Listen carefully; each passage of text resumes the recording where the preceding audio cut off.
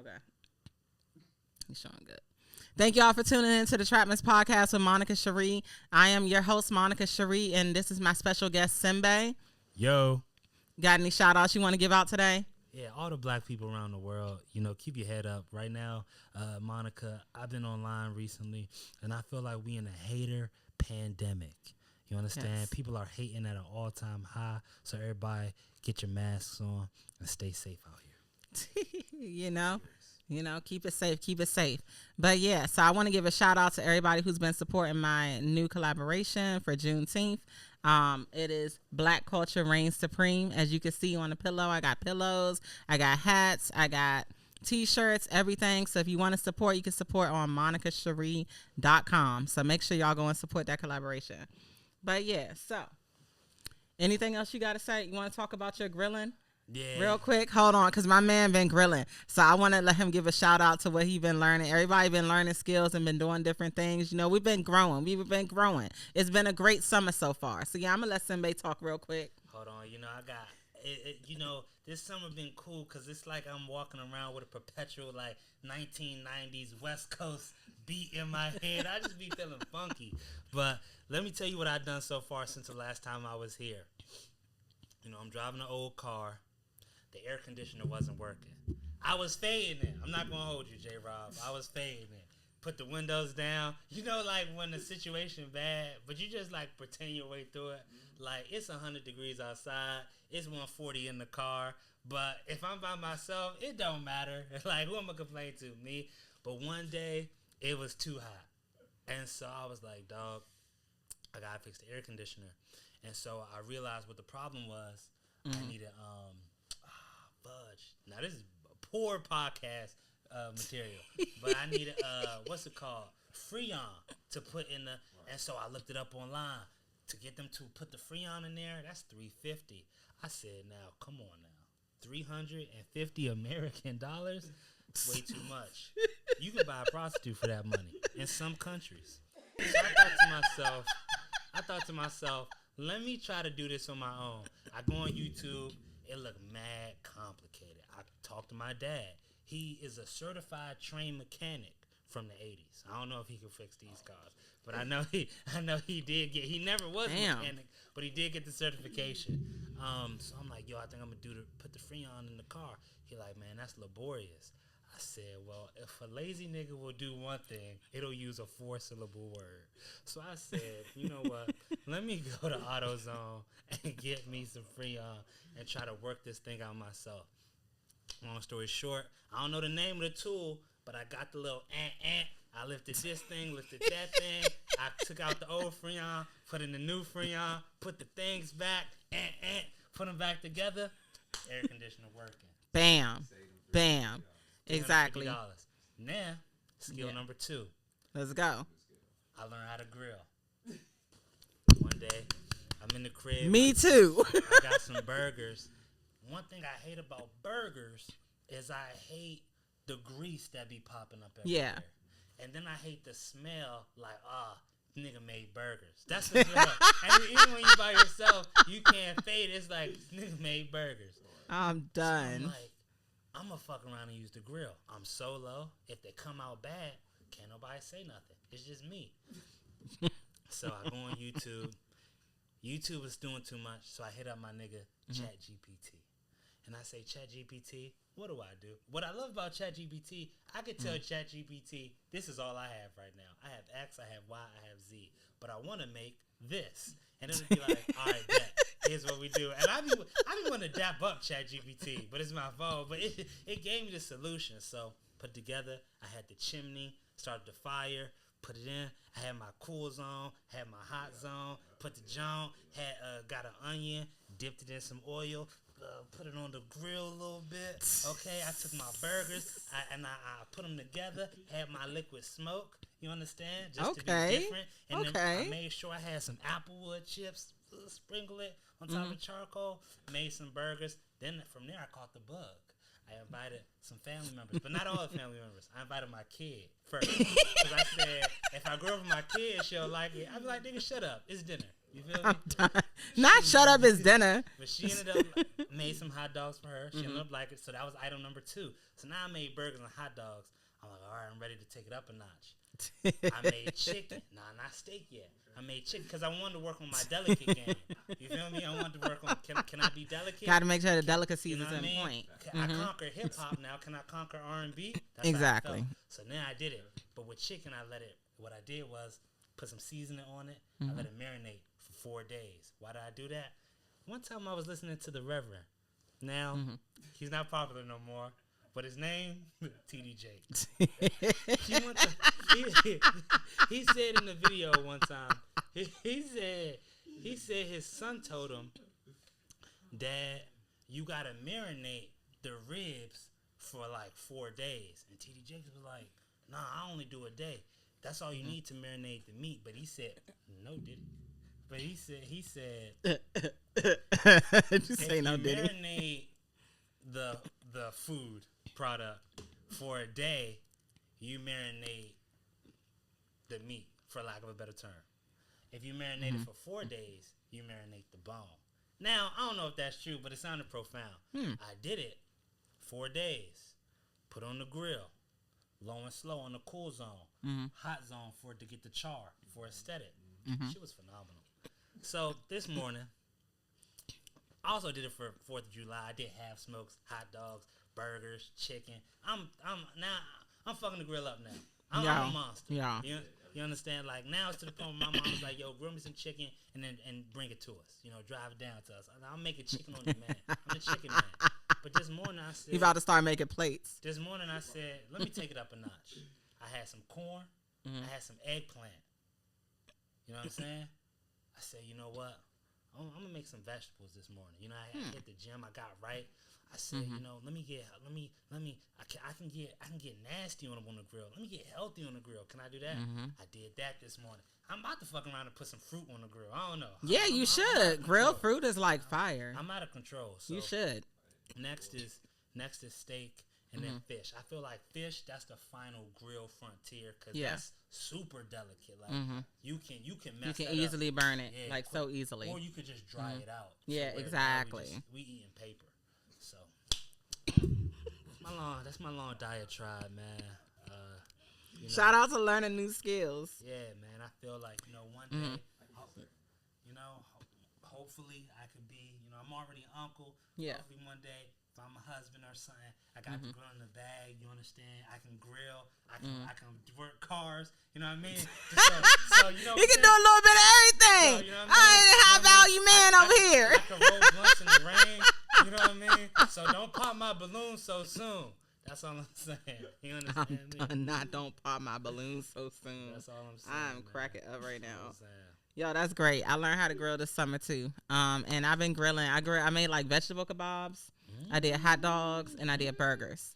So far, I haven't done much else. But my next plan, I do want to do pineapple. I want to do grapefruit, and I want to do oranges. I just feel like oranges. I don't know about the oranges. I feel like it's gonna be a little weird. But I'm gonna do it. You said what oranges? Blood oranges? No, I'm just thinking like how the oranges gonna go. Cause I feel like cause they so juicy. And I feel like pineapple and like you put it in foil though. Oh, okay. Yeah, but you're not and gonna like get that char and that smoke on it like pineapple and watermelon. Well, maybe if I put it in the foil and I dry it out, then if I throw it on, you know what I'm saying, for the char. I'm trying to think. I could kebab it. You can kebab. I don't know. I gotta think about how I'm gonna do that. You cut it in like I'm thinking like. But the pineapple, you could just straight char it. Yeah, because it got you just make sure you cut the middle out and everything. It goes so well if you kebab it too with the meat and the pepper and the. Yeah, but you think pineapple with peppers and meat? Oh yeah, with meat, yeah. But with pepper, yeah, like the sweet peppers. Yeah, like them joints, like the small joints. Yeah, that sounds fire. Because I know at that point you gotta go like I don't know, chicken, pepper, pineapple, or yeah. I don't know. Yeah, probably. Yeah, you want chicken to be at the top to finish it off. Exactly on everything. Yeah. But then, that's a different type. Yeah, might have to do that. That'll be fun. Yeah, you gotta learn how to, learn how to cook if y'all can't cook. You know what I'm saying? You gotta know how to cook. Unlike my ex-boyfriend, he cooked like shit. But anyway, so we gonna get into. I'm telling the truth. His food is shitty. That nigga, listen, this nigga made mac and cheese one time. This off topic, but this nigga made mac and cheese one time for Thanksgiving. Yeah, you need to try it. I tried that shit. That shit was fucking disgusting. I was like, how do you fuck up mac and cheese? And he sitting here like, they said it was good. Who the fuck told you that shit was good? But anyway, off of that note. You gotta know your mac and cheese. See, mac and cheese, you want to introduce it to somebody, do it on a Tuesday. And you gotta, you know how sometimes you want somebody to check out something you just did? Yeah. So you pretend like it's casual? Yeah. Like you call, what you doing? Shit, oh, you coming over? No, I ain't doing shit. I just made some mac and cheese. Even though you low key want somebody to try your mac and cheese, but you don't want to put no pressure on your mac and cheese. Right. Thanksgiving, you're saying, hey, not only is my mac and cheese likes that, it's holiday likes that. Yeah. You know what I mean? This could be someone's last Thanksgiving. Like grandma, her last time being with all of us. That's what I'm saying. How do you fuck up mac and cheese? But you brought up cooking, so I'm just like, it's niggas out here that really can't cook. That shit is sad. But, you know, anyway. Yeah. But, yeah, so we want to get into a recap of Ken and Friends for the pop out. I know you hyped for this. I know you ready. I know you got some words to say. Don't niggas. Certified lover boy. I mean, up to school with him. Oh, my God. Walk him down. He said walk him down. Whole time I know we got some hoe in him. Oh, my goodness. Hey, Drake. I heard you like him young. You better not ever go to Cell Block 1. Sandy Bishop talk to him and they in love. Just make sure you had your little sister from him. Dun, dun, dun, dun. Dun, dun, dun, dun. It's the only time he a fan. I want to catch a body, get some tears. Freak ass nigga, he a 69 god. Freak ass so nigga. I can do the dance. Like, they got the best dance in all of black culture. Matter of fact, did you see that Keke Palmer shit? Where she was like, what's wrong with him being a 69 god? And that's why last time I was here, I was a big advocate. We got to bring shame back. Yeah. We got to bring shame back. And we got to bring back the ability to tell people to shut the fuck up.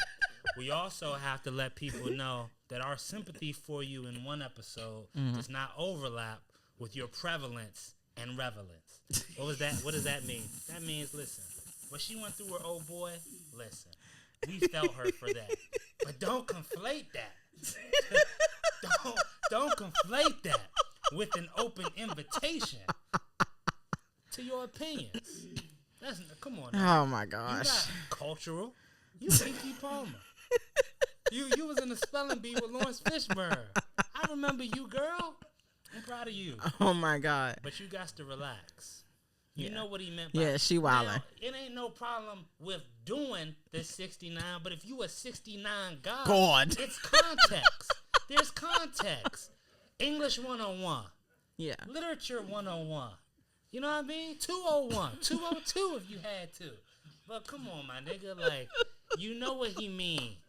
He a freaky ass nigga. That's my favorite. That's my favorite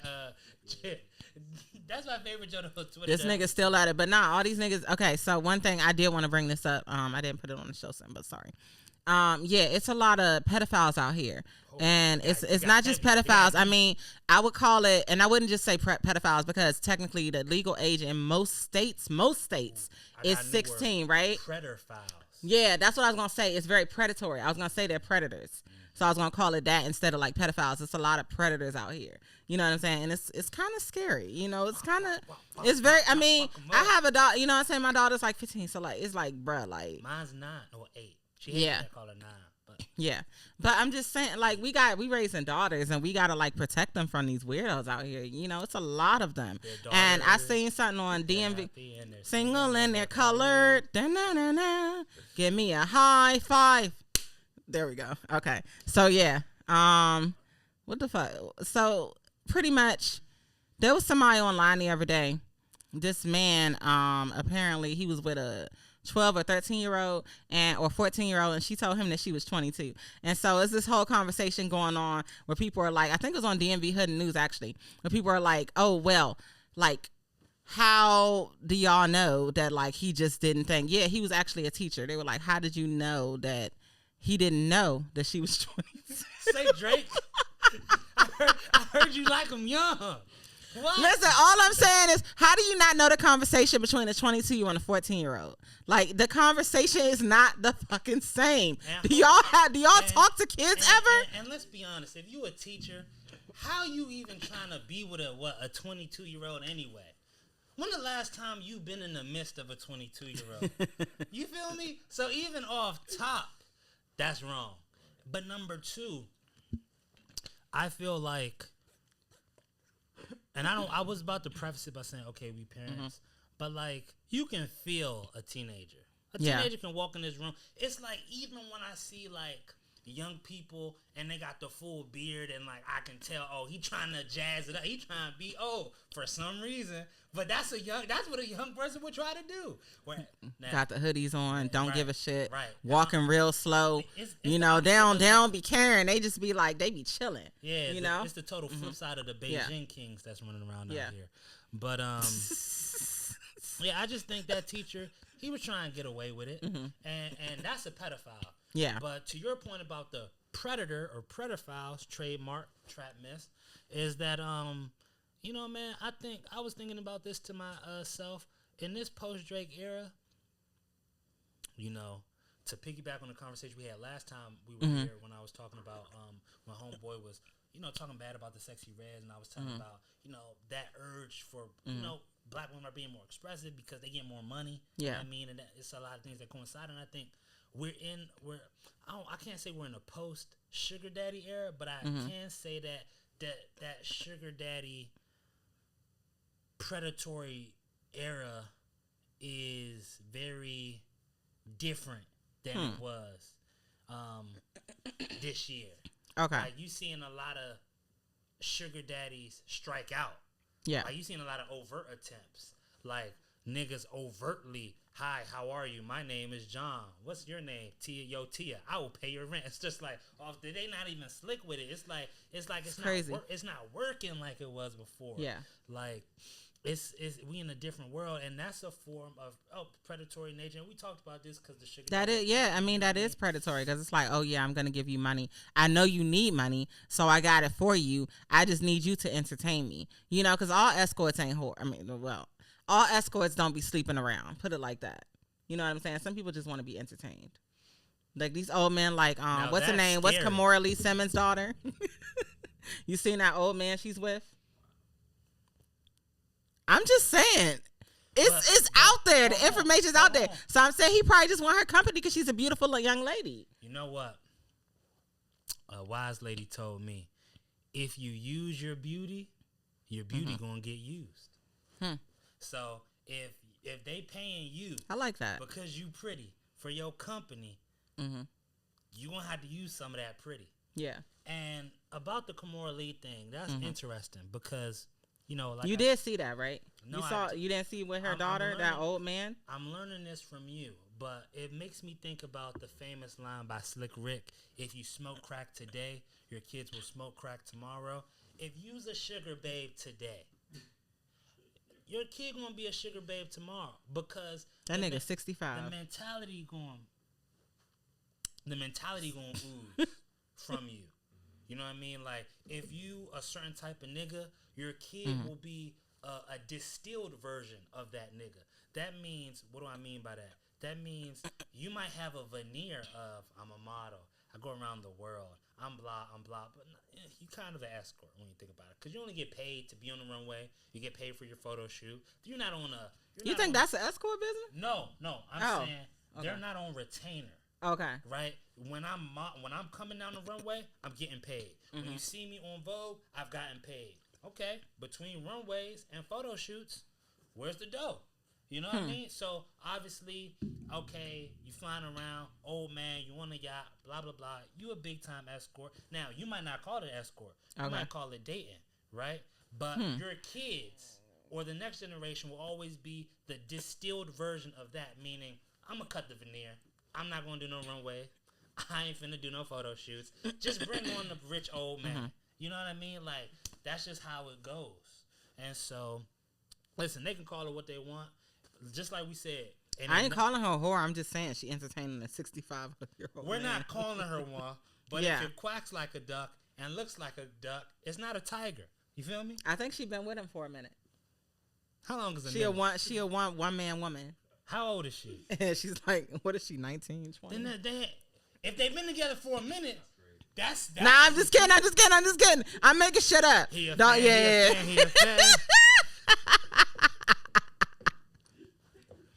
What is she 21? Hold on, she might be 21.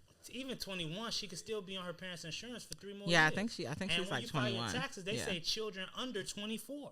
Mm-hmm. So she's legally a child. She can't rent a car for 4 years.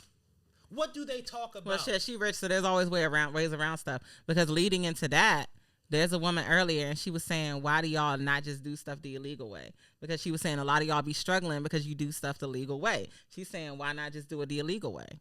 Because we don't have lawyer money. Next question. Sure. Like people get on the internet and say silly things when answers are simple. We don't got lawyer money to commit crimes. That's why. You don't think I think about one of my favorite lines by Freeway? If my heat stop working, then my heat start working, I'ma rob me a person. But I think to myself, Freeway was a multimillionaire when he spit that ball. If I rob me a person, I'm done. You don't have lawyer money. Yeah, exactly. I call Monica. I be like, Monica, they done got me. She gonna hang up. She gonna be like, oh, nigga, you hot now. No more trap miss cameos for you, brother. Block my number. So it's done. It's done. That's crazy. It's done. So, no, we don't got lawyer money. So we obey the law. Exactly. Donald Trump got lawyer money. He sure does. He got money. I seen a nigga get convicted of a crime, became a felon, did a press conference in the courthouse, and still running for president. A sham mockery. He said, yo, fuck the judge, the DA, the PA, the CA, the CPA, nigga. Suck my A. And it's still Big Trump 24 all year round. You know what I mean? And I'm pardoning myself. And he talked this shit. He got lawyers. Big Trump, big money. Facts. Facts. All he needed was a hype man in the background. That's what I'm saying. With the champagne That's what I'm bottle. saying. Hey. Big Trump, big money. You know what I mean? But we don't got that. So we obeying the speed limit. We stopping at the lights. We counting the 2 Mississippis at the stop sign.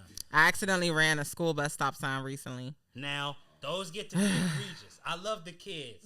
But sometimes... Nah, they literally stopped right there and the camera flashed. I was like, fuck! I was so... Oh, my God. Like... Yeah. That was very upsetting when I got that letter in the mail. Y'all ever paid a ticket for running a school bus stop sign? No, because we obey the law. Yeah. Well, I got to break it every now and then. So, unfortunately, I didn't mean to, though. And I live in D.C. We don't got school buses. Lucky y'all. We don't care about that. It just really sucked. Like, they stopped like right there. Luck. I'm like, damn, bro. Like, you ain't even give me a chance to stop. We be like, hey, avoid the crackheads on the train. Don't get robbed on the walk to school. I love you. Please. But yeah, back to what we was talking about. So Kenny and the friends popped out. We got to see Kendrick Lamar do it was like a crazy, when he did the 616 in LA and Absol was right there and he was just rapping at him and I was just like, yo, like, I feel like this is just like a beautiful moment right now. Like, I love it. And then it led into, but the fact that he opened the show with Euphoria was crazy. I don't know if you want to talk about any of the acts that went on before Kendrick. Were you hyped for anybody else that went on? I mean, I was for everybody because everybody did great. But I was really like hyped for the Kendrick part. So when that part came, everything was quiet. You know what I'm saying? And then I was watching with my daughter, so everything was quiet. And then he came out and he started doing Euphoria, and I was like, oh shit. I'm reaping what I sow. Okay. Every song he drops since Like That was classic. Crazy. You know what I mean? Mm-hmm. But very I'm not classic. going to hold you. I know we got a schedule, but yeah.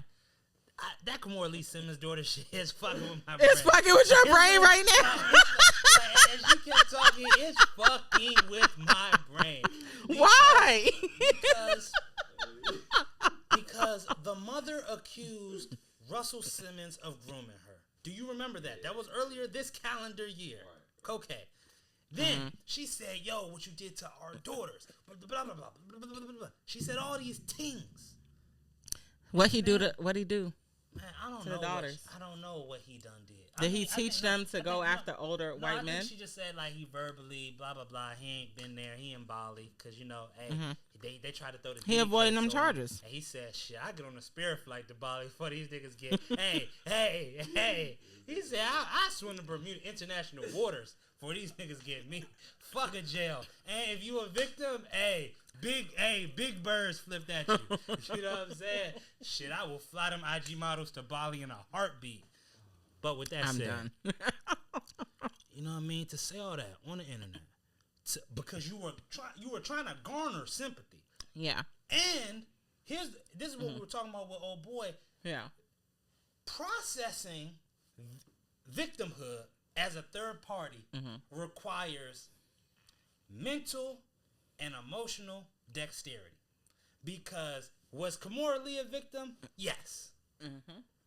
But her recognizing that she's a victim somehow has not translated to protecting her child to not be said victim of the same thing. And where we are at our age, it's like we've seen enough things happen multiple times. So now we know 30, maybe 20 years from now, the Kimora Lee Daughter blog post, IG post, tweet will come out. Yo, this is my life. And I messed with older men, and I'm affected in X, Y, Z way. And it's just like, yo, we all see it. Like, you noticed it to the point you brought it up to me. Yeah. And now it's hard for me to even, like, we supposed to be talking about Kendrick Lamar. And it's like, yo, there's a 21-year-old It's hard for you to process. Yeah. And you know what? Let me make sure she's 21. I'm going to say this, because I feel like sometimes when we say things, we say it softly. And when we actually admit what's happening, the visceral effect can be placed upon the listener. Yeah, she's 21. She was born in 2002. Someone born in 2002 is sitting next to a 65-year-old man. He takes off his pants. She puts his penis in his mouth. In her mouth. Because she can't put it in his own mouth. But I'm saying... Oh, yeah, they briefly dated.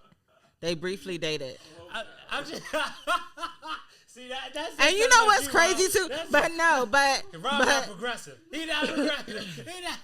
But my issue with it also is that she actually went to Harvard and graduated from Harvard.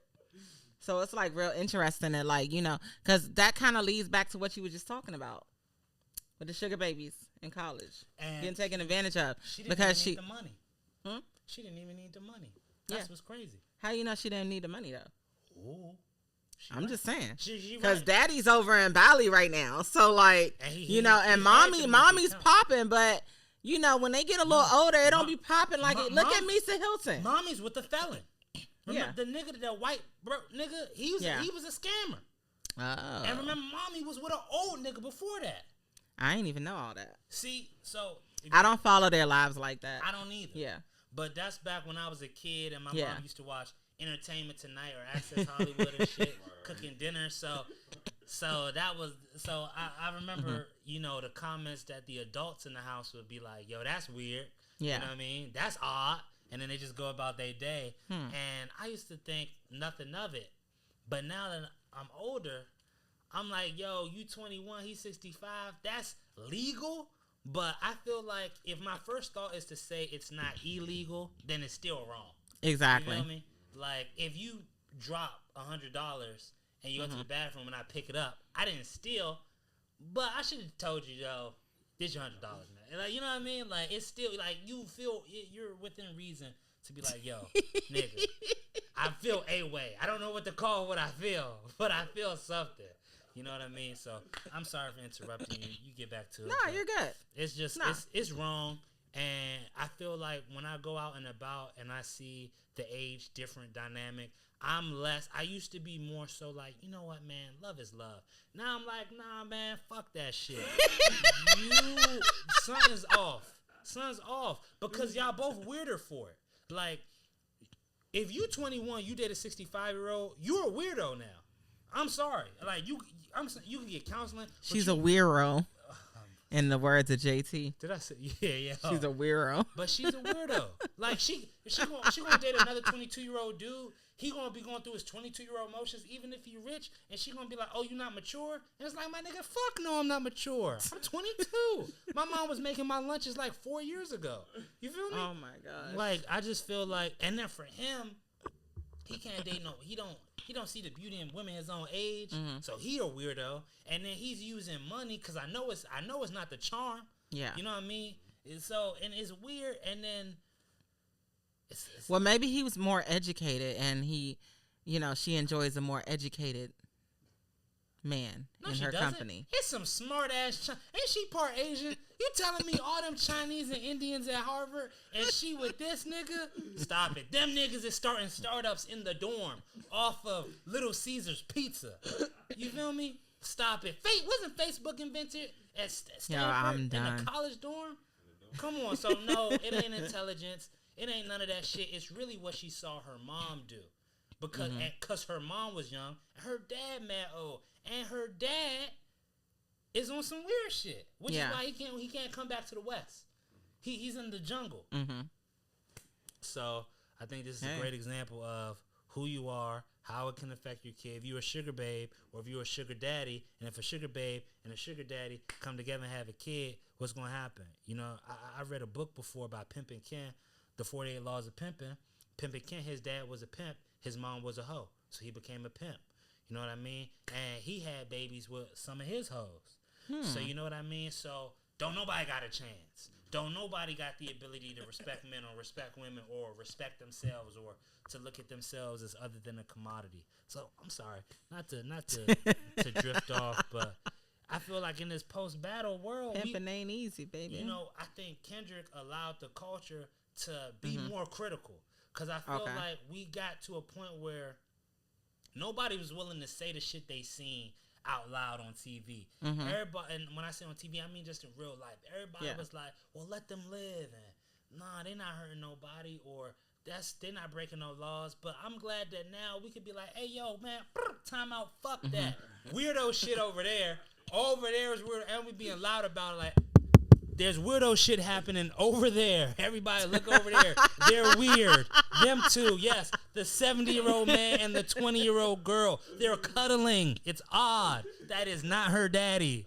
It's weird. It is weird. Well, since we're talking about weirdos, I'm going to just go ahead and bring this up now, and then we can get back to Kenny and Friends. Did you hear Megan's new album? So. Did you hear it? No, and here's why. Okay. I ran through all the albums you sent me today. Before we get to Megan, and I'm going to say one sentence. Yeah, go ahead. I went through all the albums. I'd already listened to the Don Toliver album. And actually, I already listened to the Concrete album. Okay. And, and I actually had been trying to get into the Lucky album already. Okay. But that Normani album was interesting.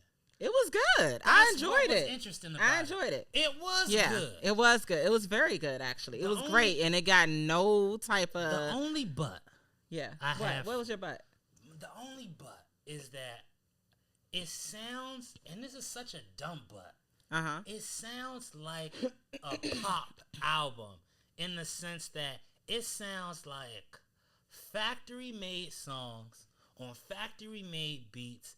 And it felt like even my reaction to it felt like this is what they wanted me to feel. Like I sat there, I was like, oh, okay. I don't think so. I don't think it was factory made. Not everything. Now, some of the stuff was like the first song, Big Boy. I feel like that was a great introduction, and she had Star on that journey. Star makes all the hits for all the people. Yeah. So I thought that was great. Yeah, I appreciated that. Because like it's like you appreciating the writers, you appreciating the people that's behind the scenes really helping y'all. Now, there's a few songs on there that I feel like a factory made. 159 with Gunna. It got like that little feel to it. You know what I'm saying? Like it's like one of those songs. Like that all the R&B girls, they all have one on the album. It's always one of those songs. Just listen to it. Whenever you listen to the next R&B album, tell me I'm right. Because I already know. Like they always have a song that sounds like 159 with the guitar and everything. Like it's just, it always got a song like that. The other song I feel like was factory made was, in all honesty, I don't really feel like the rest of it was factory made. Because like everything was clean. The vocals were clean. I think she worked with Brandy on one of the tracks, and I mean, she honestly, it's like a page out of Brandy's book of vocals, like the way that she did everything. Yo, now the vocals is flawless. Yeah, the beats they are. The songwriting is flawless. Yeah, but I feel like the songwriting could have been a little bit more vulnerable, but she did a good job. She got like 2 heartbreak songs on there that I listen to all the time. I was like, I love these Shane. These are such good songs for the situation. And then she got the Candy Paint Jank. Come on, that ain't even getting no flack, and that was a great song. Like the flow on it and everything. I liked every song. The only song I didn't listen to was Gunna. Now. Okay, yeah, because that's the factory made song right there. The reason I didn't listen to Gunna is, man, and I don't want to fuck up the flow of the show. So I'm going to just say this one thing. Because I know we got to it's not going to be one thing. Just go ahead. Let's just fuck up the flow. It's already fucked up. Let's get it. No, you're fine. You're fine. Let's get it. Let's go. I see a lot of black men. And this is why I said we in a hate pandemic right now. I'm seeing a lot of black men, black women. I saw a black woman online say she hates Sexxy Red with a passion. I thought to myself, I said to myself, well, goodness gracious, it's the summertime. If you don't get your ass on the grill, okay, and smoke the hate away. Speaking of Sexxy Red, you've been hyping Sexxy Red a lot, and I heard that she only sold like 37% of her tour tickets so far. Which probably isn't that bad for a rookie. But that goes. But she needs to do smaller venues. But that goes to the overall point that I'm trying to make. She's getting undue hate for somebody who doesn't even have the reach for hate like that. But do you feel like she's really getting hate? Because I feel like every time she's getting hate online, she counters it with some more ratchet shit. And then they be like, I hate her even more. But it's like just people over here. It's not the majority. You know what I'm saying? Everybody else is like, oh, she's just being dumb as shit. She's just being stupid. You know what I mean? That's kind of what they do with Cardi. Like when she go online and she say something crazy or talk about somebody dead mama, they be like, oh, she just being stupid. You know what I'm saying? But like she gets hate, but it's like a little bit. It's not a lot. I think it's even more authentic from Sexxy Red because she's really from St. Louis. Yeah. And St. Louis and East St. Louis along with Camden, New Jersey, they be kind of playing like tennis for the past 15 years of like most dangerous city in America. Them 3 cities been going back and forth. You said which city? St. Louis? East St. Louis, which is really right next to each other. Okay. And then Camden, New Jersey. Camden. Right across from Philly. Yeah. And shout out Murph Fontaine. And so, I feel like people talk, the way people talking about Sexxy Red, it's like so disingenuous because they're like, yo, our black daughters, man, the message she putting out, but like Sexxy Red is really from the hood. So what we really need to be asking ourselves when I hear the men and the women come at her, I'm like, yo, what have you done to prevent the next Sexxy Red? Are you going to the trenches? Are you creating opportunity? Are you helping black people out? Or are you online bitching? You know what I mean? I'm being very honest. I just never I think it's probably because I grew up in like a more suburban area. Like, I know people be in the trenches. Like, my family was never rich, but I don't know. We had like a very decent churchy kind of upbringing where it was just a good upbringing overall. And I think that, excuse me, I think that I never really realized how many black people don't really have a great upbringing. How many black people like go through a lot of like mental, physical abuse and things of that nature. Sexual. Exactly. That's part of the physical. Yeah. It's a lot of people who go through things like that, and I don't think I've ever really taken a look to realize outside of the DMV, it's a lot of crazy shit that black people be going through. Like I meet people all the time in my job. I tell you that all the time. And it's different in other places. Like it's not the same as here. It's very much different. Like. But at the same time, it's like you see all these business people and all these great things coming from like black culture. So it's like, okay, well, in all honesty, like how bad is it really if these people can make it out of their city and they can do this, that, and the third? And that's where I think that social media kind of plays a role in shadowing the abuse and just the things that people like around the United States that are of color are going through. Absolutely. That's such a poignant point because, someone like when you see Sexxy Red, when you see the City Girls, you can like, for me, being from the hood, I can see trauma from a mile away. I can see because I don't know how to explain it, but you know, did you listen to Mr. Morale and the Big Steppers? Yeah. You And I re-listened recently. It's, to me, it gotta be like the best rap album I ever heard. You know what I mean? I was hating on it a little bit the other day. Because no, but you know why? Why I'm saying that, and not even to say anything about you or nothing like that. But if you from the hood, the album is so striking because his mom got raped and molested, and he talks about forgiving that family member. Yeah, you know what I mean. It's like the road to forgiveness, but everything's so visceral, and even like the speech he gives about or like the bars he raps in the song before Kodak Black's interlude, where he talks about, yo, it's so many rappers that were sexually abused and they hide it with sexual promiscuity, drugs, and tattoos. Can I bring up like IDK? Because like I think we talked about this before. Because I was like, yeah, I feel like he kind of piggybacked off IDK's concept, and I know you probably didn't feel when I said that, but in all honesty, like he talks about like his vulnerability. You know, his mother died from AIDS or whatever. And so his father used to cheat on his mother all the time, right? So that's a form of mental, physical abuse as well. And then he talks about how he was abused at a young age, I believe by that same family member, if I'm not mistaken. But I could be wrong, so I'm not going to say that. It's allegedly. But he was abused as well when he was younger. And he talks about that like in full rank. He got a song called Hey Auntie. But you know what I'm saying? And it's like, but I can appreciate that they're bringing these things up and bringing it to the forefront, because it's a lot of people who go through sexual trauma. There was a lady I was going to actually do a little show with where we were going to speak on these things. And, you know, nobody speaks on it. Nobody talks about it. Everybody want to be a pimp. Everybody want to get bitches. But nobody wants to talk about the sexual trauma. I'm just being honest. I would say two things. Number one, I wouldn't say Kendrick piggybacked on it. I would say the fact that both artists dedicated so much of their album to that subject shows the prevalence of it. Okay. And then number two, I would say that's why, you know, when you get statements from Martin Luther King when he says the greatest enemy of the black man in America is not the white man, but the black bourgeoisie, it's because when you have someone like a Saweetie, when you have a Glorilla, Megan Thee Stallion, these people from suburbia, but they play ratchet. They are minimizing how you become JT and Young Miami. They're minimizing how you become Sexxy Red, how you go from a little girl, how you become a Cardi B when you're from the ghetto. You understand? It's I don't know any woman who's from the hood that I've known, including family members, that made it to adulthood without sexual trauma. I don't know any man from the hood that I know that's made it without sexual trauma. And the difference is the only time a man from the hood will tell me something happened to him is when we dolo.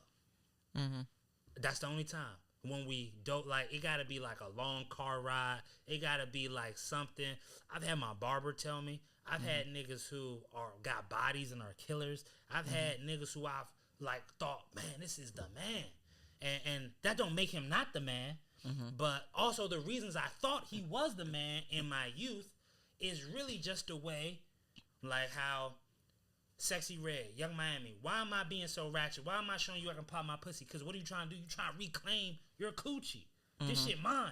It's not my uncle's. It's not that nigga down the street. It's not that teacher who, I lied. I told him I was 22. But nigga, I lie all the time. What's the point of, what's the point of you being an adult if I can get this lie off? But you're a predator. And predators is everywhere in the hood. And people don't talk about, like, when there's no gun violence in the hood, you still got to deal with a day of abject poverty. Exactly. You know what I mean? Yeah. And that breeds so much trauma. And part of that trauma plays out in even the creation of hip-hop, where we don't got tools. We got, you know, turntables, and we make music out of it. But when we have black people that aren't from the hood, and instead of using the privilege and the knowledge and the expansive experiences that they've had to inject new life and hope and opportunity in the hood, but instead they piggyback. So it ends up being like ghetto voyeurism. You know what I mean? And so when you have no diss to the queen, you know what I mean? But like when you have what's dangerous is not Sexxy Red or JT or Young Miami because they are authentic. Yeah. What is dangerous is the Beyoncés, the Megan Thee Stallions, the Glorilla, because you don't have to act like that. You think Megan Thee Stallion's not from the hood? Nah, she had a good life.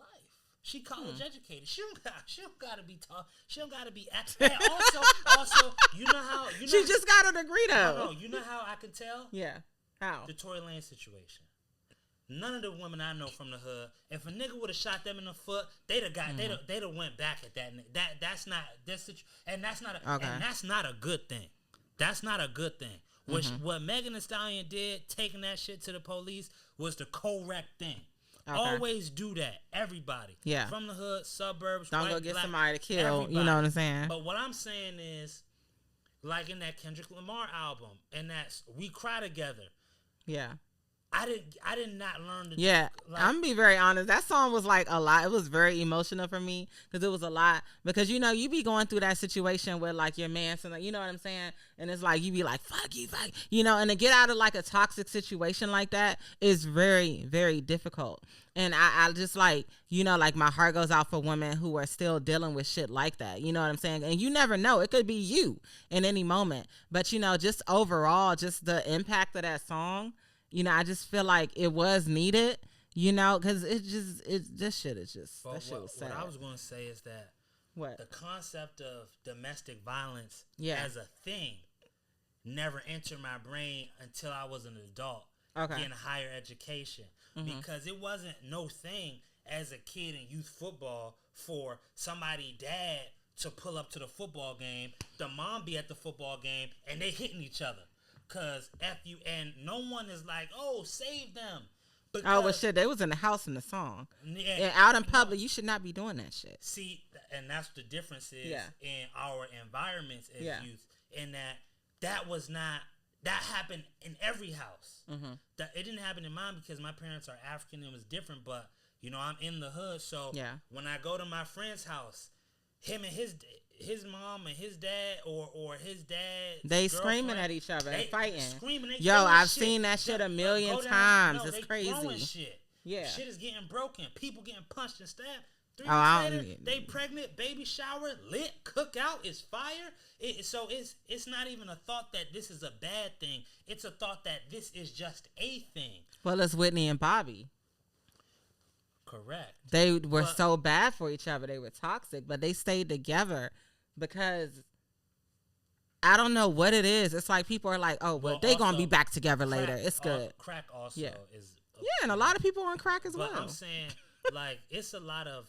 But a lot of the men are drinking and shit like that. You know what I'm saying? Like, and like a lot of, they be doing that shit. They just be drinking during the day. You know what I'm saying? And it's not out of leisure. But drinking that brings you up a notch. It does. Yeah, it does. But and everyone's drinking in the hood. The women, the men, the children. And that's why niggas is fighting like that, because you drinking all the time. You know what I'm saying? Every night. Just like white people, they drink wine every night. And you know what I'm saying? Monica, how they gonna deal with the trauma if they don't get high? I get what you're saying, but I don't. You feel me? Like, nah, I hear you. I mean, I've lived in the hood briefly, so I get everything you're saying. You know what I'm saying? Like, I understand. Like, when you said that you go over your friend's house and they parents arguing and shit like that, the shit is ridiculous. You know what I'm saying? But it's like, how do we get out of that mind state? And, in all honesty, I don't have the answer. We have to go back in the day to really find the answer, because we got to figure out how we're going to deal with all that, because the trauma, mind you, trauma is passed down from generation to generation. So whatever my great grandmother went through, I got a little bit of that in me. You know what I'm saying? Like, it passes down from generation to generation. So at the end of the day, they're always like, oh, go to a therapist, go get, do this, do that. And a lot of people I know that have actually changed for the better, they got God in their life. So, I mean, in all honesty, like, in spirituality, it helps you a lot. It does. I pray all the time, every day. It helps a lot. I promise it helps a lot. But I don't know the answer to the big thing that's going on, because these people go to church too. You see what I'm saying? So it's not, church isn't helping them. So what? How do we even dive into a solution for that? It's not. I don't know. And you know, I've had conversations, you know, with people I know, and they're like, black people are in a shitty state, and I'm like, no, they're not. We got social media. No, we're not. Da da da da da. You know what I'm saying? Like, we got things that we can learn. We can go online now. We got cell phones. Almost everybody has access to a cell phone. And I'm thinking that, but it's probably tons of people who do not have access to cell phones and resources. Right. You're right in your initial reaction. Mm-hmm. Black people are doing well. What do I mean? Black people in America are doing fantastic. We all got the opportunity to be anything at any time. One way you know black people are doing well, look at us right now. You a business owner. J-Rob a business owner. You have a platform. You know, it's so many micro and macro platforms. And number one, we're gaining an awareness. Because we have social media, because we have mass connectivity in the black community in America and globally, people can talk about these subjects on multiple platforms, multiple types of people. You just had a rapper in Kendrick who just defeated the biggest pop star in the world, and the biggest pop star in the world, his last album had 2 number 1 hits on it. Then he did an album before that with 21 Savage, one of the biggest trap rappers, right? Kendrick's album filled with addressing all the types of traumas that black people go through. So you can see we're getting there. And then black people, what happens is we don't give ourselves credit for how fast, how at a lightning pace we're moving through this American journey. We get free from slavery, 1880 something? 1865. Okay. It's on the shirt. We get our... Hey, if you don't know, Trap Miss gonna let you know. You know what I'm saying? Every time. 100 years, every time. But guess what? Every time. 100 years later. Yeah. In the 1960s, we get us our civil rights. Yeah.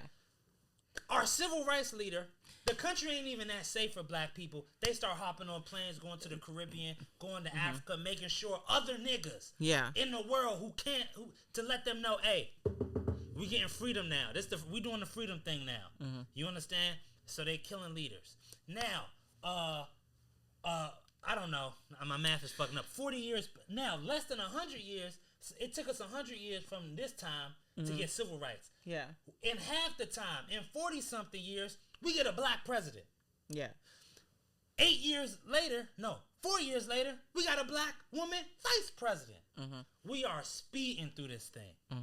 Don't ever let them tell you that black people, and you know, man, I heard, I be watching sports shit. You know who Chris Broussard is?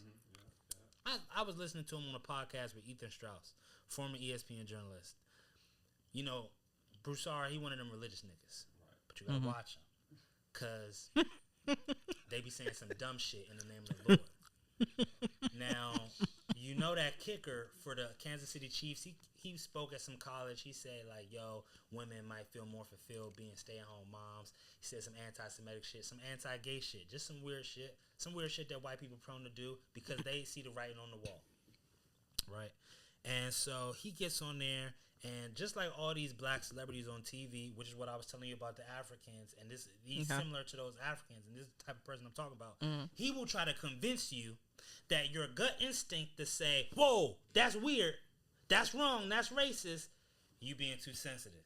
You ever notice that? It's a class of black people in every country that there's niggas. Brazil, in African countries, in America. Somebody do something that's clearly racist, and they will get on TV being like, I think people being too sensitive. What he was actually saying, it's like, yo, if that nigga was actually saying it, he had all the time in the world to say that shit. There was no time limit on his speech. He could have got that shit off. So anyway, there was a representative of some state, I forget his name, I think Jamal Bryant, I forget his name. He went on the Joy Reid show. I think he was angling to try to be the vice president for Donald Trump's ticket. He's a black man.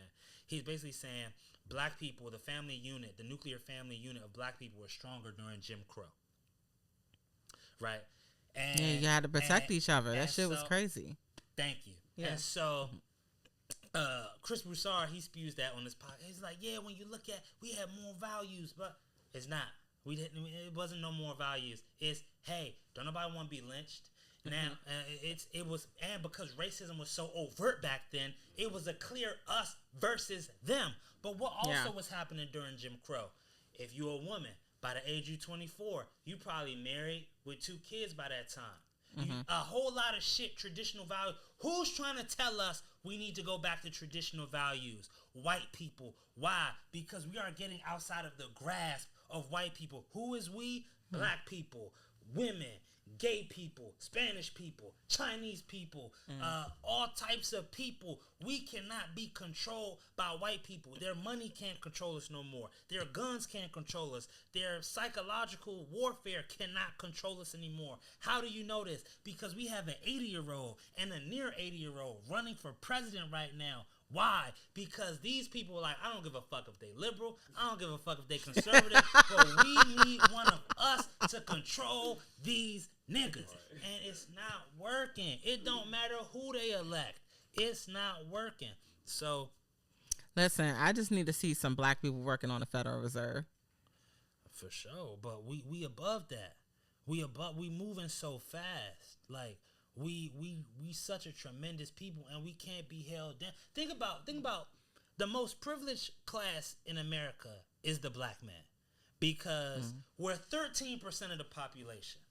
We've created the only culture in America, which is black culture, hip hop.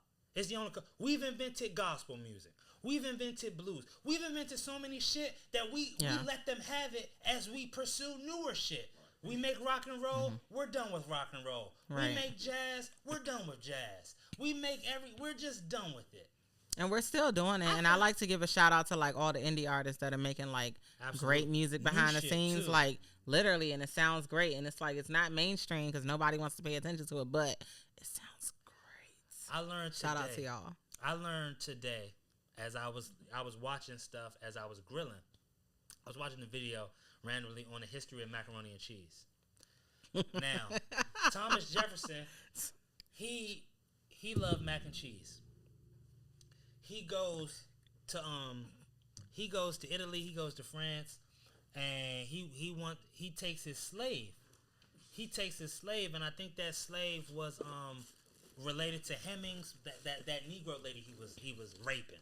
Not smashing, raping. Right? That slave, her relative, was his lead chef. He tasked him with replicating the macaroni and cheese that he had in Europe. Obviously, he couldn't replicate it because we didn't have all of the same ingredients, so he put his own spin to it. That spin he put to it is the basis of the macaroni and cheese we eat today. Secondly, what I learned today, Chicago deep dish pizza. All you see is fat Italian white dudes from Chicago talk about, man, this is the greatest shit in the world.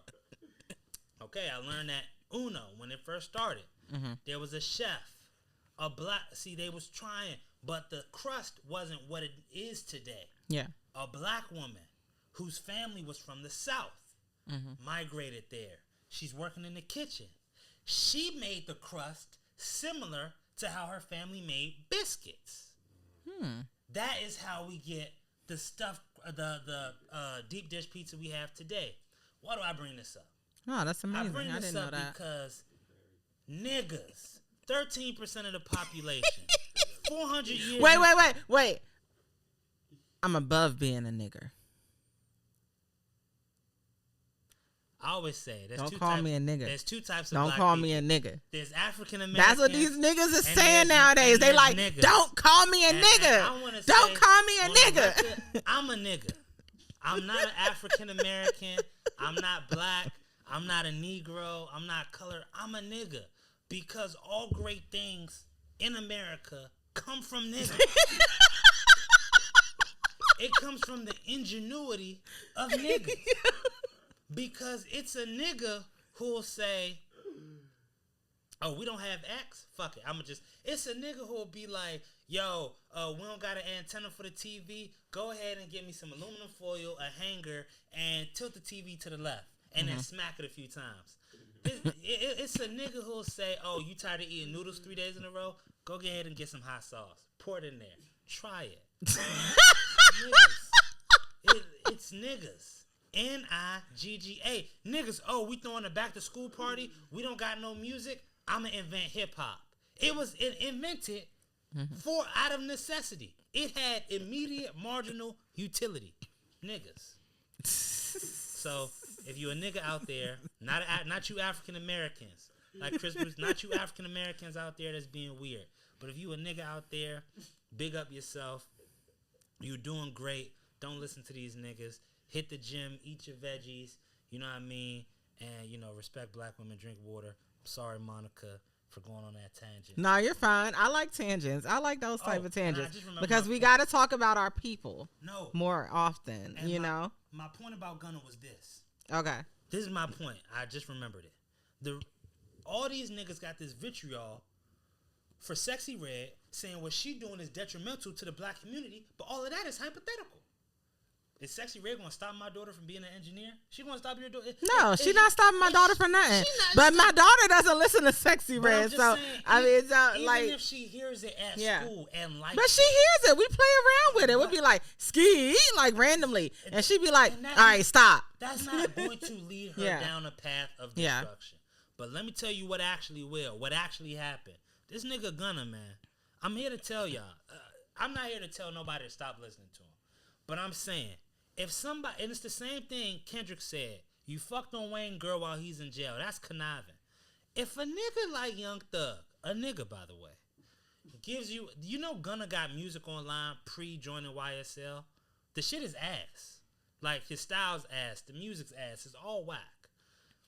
If a nigga puts you on, let you ride the coattails of his reputation, you're in your music, you claiming to be a Crip. No one's telling you to do this. Keep in mind, let's name other Atlantic. Hold on, he claimed to be a Crip? Yeah. I don't listen to Gunna like that, so I'm not aware of this. But people do. But keep in mind, Donald Glover's from the hood in Atlanta.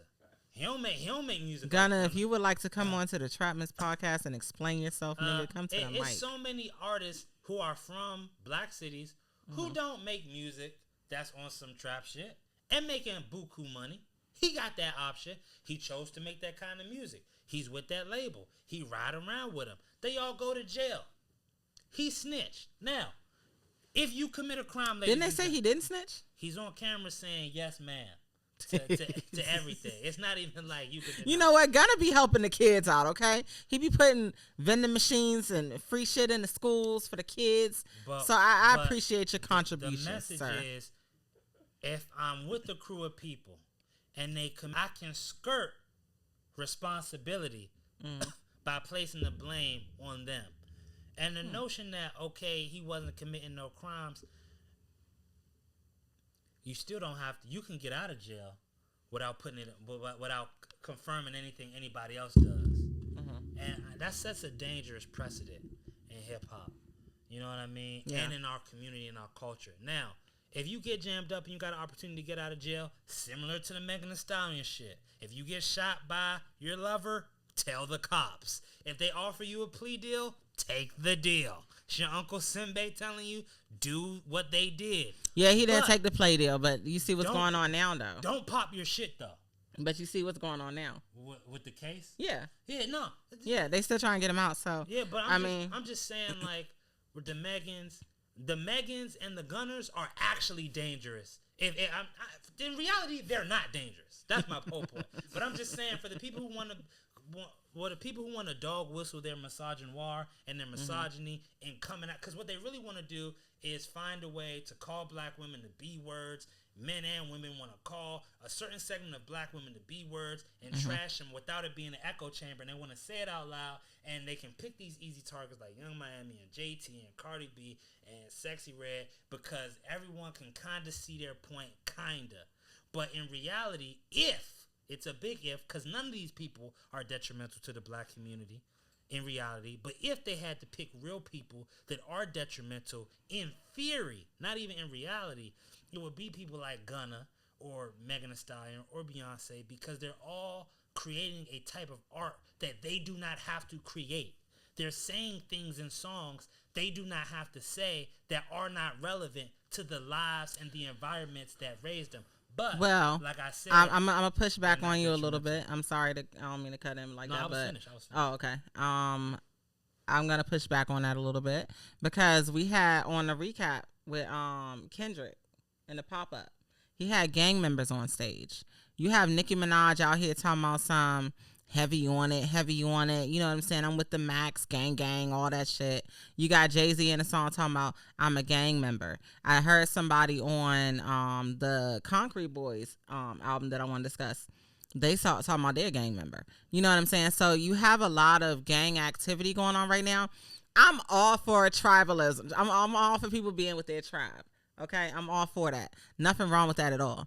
Now, when it comes to gang members and this perpetuating that it's a positive lifestyle, if you know actual gang members and people who do things, you know, and people who get jumped in and it's no way out and this, that, and the third in real life, you know, it's kind of disturbing because it's like this is a issue that I've been kind of like pushing back on people with. I'm like, all right, Kendrick did all this, cool.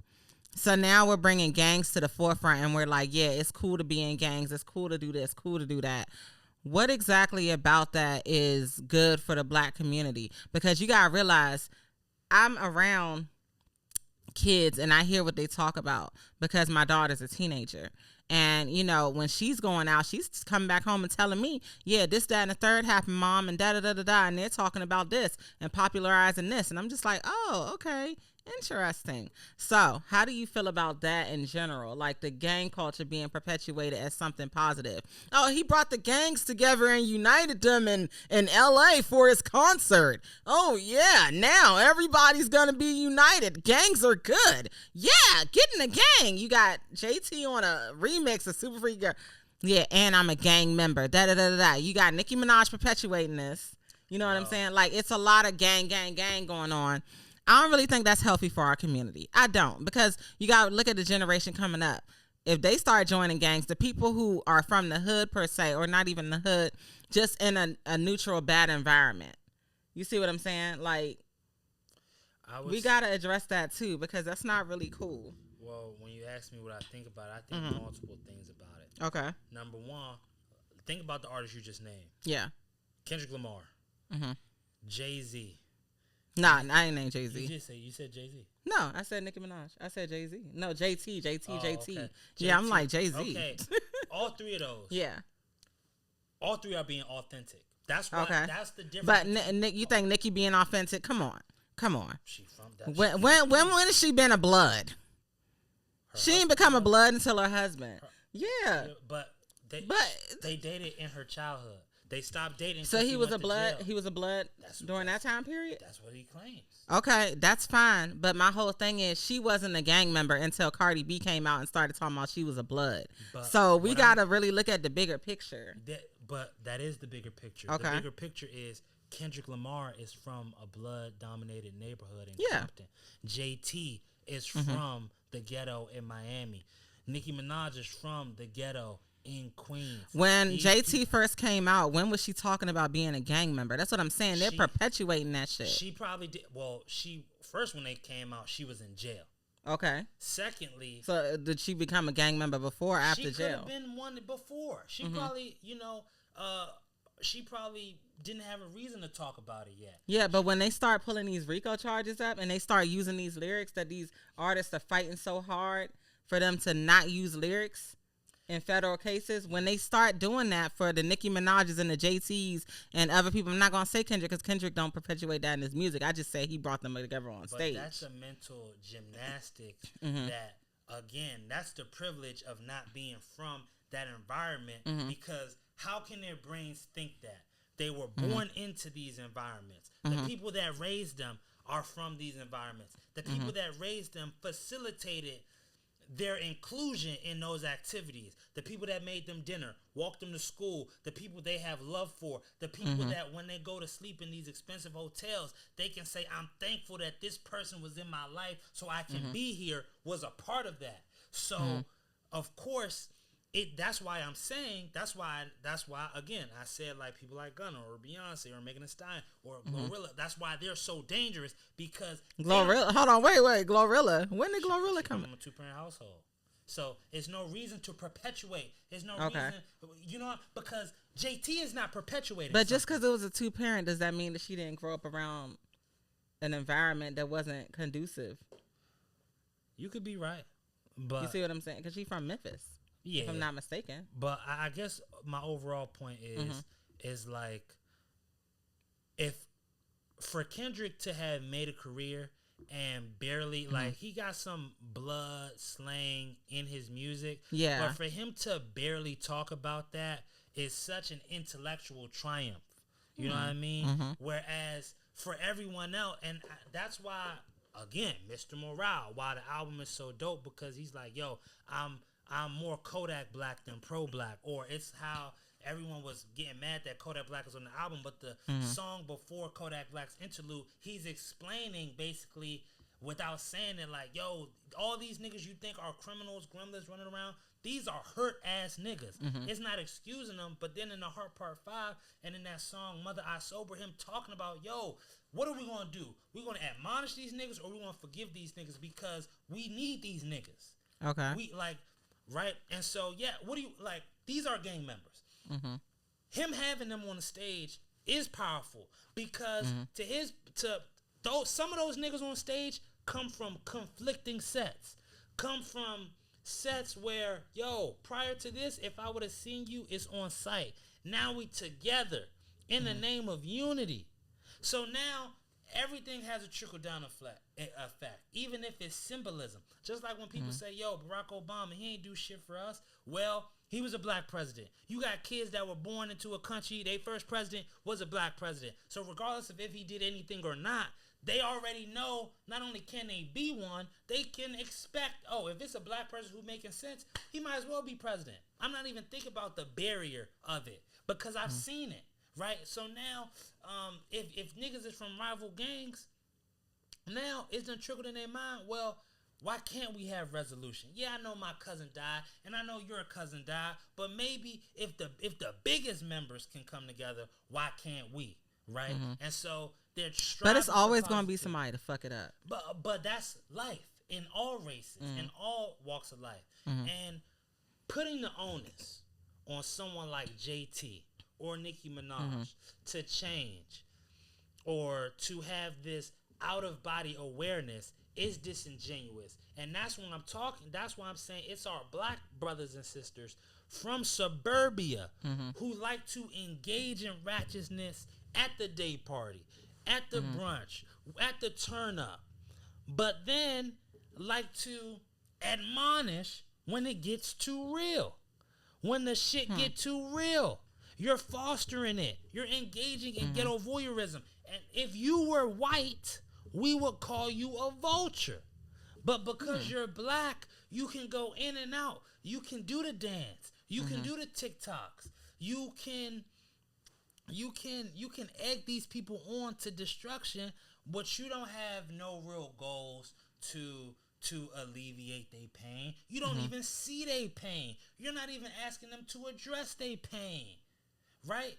And then these people are economic engines for places that people who admonish them are not willing to support financially.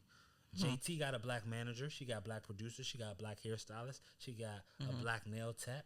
All these people. Black boyfriend. Come on now. And 3 black baby dads. And to be a baby dad of Sexxy Red. Hold on. You said 3 black. Who? You talking about Sexxy Red or JT? Who got 3 black baby dads? Sexxy Red, don't you got 3 kids? Oh shit. Yeah, okay. 3 Oh no. Okay, you was talking about JT, and now you talking about. No, I'm just saying in the sense that you don't even gotta be a millionaire to have a baby with Sexxy Red. You know what I mean? That's amazing. I'm actually. It's fucking horrible. I'm being dead ass because that's actually progressive in thought, because it's basically saying like, yo, I'm a financially sufficient black woman. I'm successful, so. Listen, that bitch has because I like her. She's fun. Okay. She did take some lyrics from one of my friend's songs, and I asked him about it. He said he didn't ghostwrite for her. That's fine. Whatever. I'm gonna let it go. Okay. Other than that, She has a line of lip glosses. Shit's called gonorrhea, yellow this, da da da da da. That shit is nasty. That's not okay. No, yeah. I mean, we should. Why is it nasty? What you mean? Why do you have a fucking lip gloss called gonorrhea? Bitch, like, no. Because gonorrhea right now, they're talking about in a few years, they're not going to have no antibiotics for it. That's what they're saying. They could be lying. They could be pressing it. But that's what they're saying. They're saying that shit is evolving to another level. So it's like, it is a big, like, what? Okay, so it's two ways I can look at this, right? I can look at it, and sorry for calling her a bitch, but, you know, she be calling herself a bitch. Sorry. Anyway, so we can look at it like, okay, that's gross, ill, disgusting. And then we can look at it like, is she trying to bring awareness to STDs or vaginal issues? No, she's trying to get to the chicken. That's what she's trying to get to. But what I'm saying But who's buying that shit, though? Like, in all honesty. Fans. But I'm saying, again, like I was saying. Yellow discharge? What I'm saying, like, her being the economic engine, taking care of people in her community, taking care of family. Also, like I was trying to say, it's a progressive thought that a woman, right, is rich and can say, hey, I'm going to be with this nigga or just have this nigga kid specifically because I like him. Not because he got to foster some type of economic stability for me or something. Like, that's a progressive thought. Like, I know, but people don't want to hear it like that. But that's like... I feel like that's fair, though, because I feel like most people, when they have, like, when you're an adult, you know what I'm saying, and you're in an adult situation with someone, you choose to have a kid with this person because you're like, okay, this makes sense. You know what I mean? Like, they have good morals. They got a good moral compass. They got this. They got that and the third. I feel like a lot of people are progressive, like, nowadays, with who they choose as their baby daddies. No, facts. But I'm just saying, the people that are admonishing people like Sexxy Red or JT are also simultaneously people that are not doing anything to prevent someone becoming Sexxy Red or JT. And they also partake in enjoying the ratchetness. So it's hypocritical. It's kind of haterish, and it's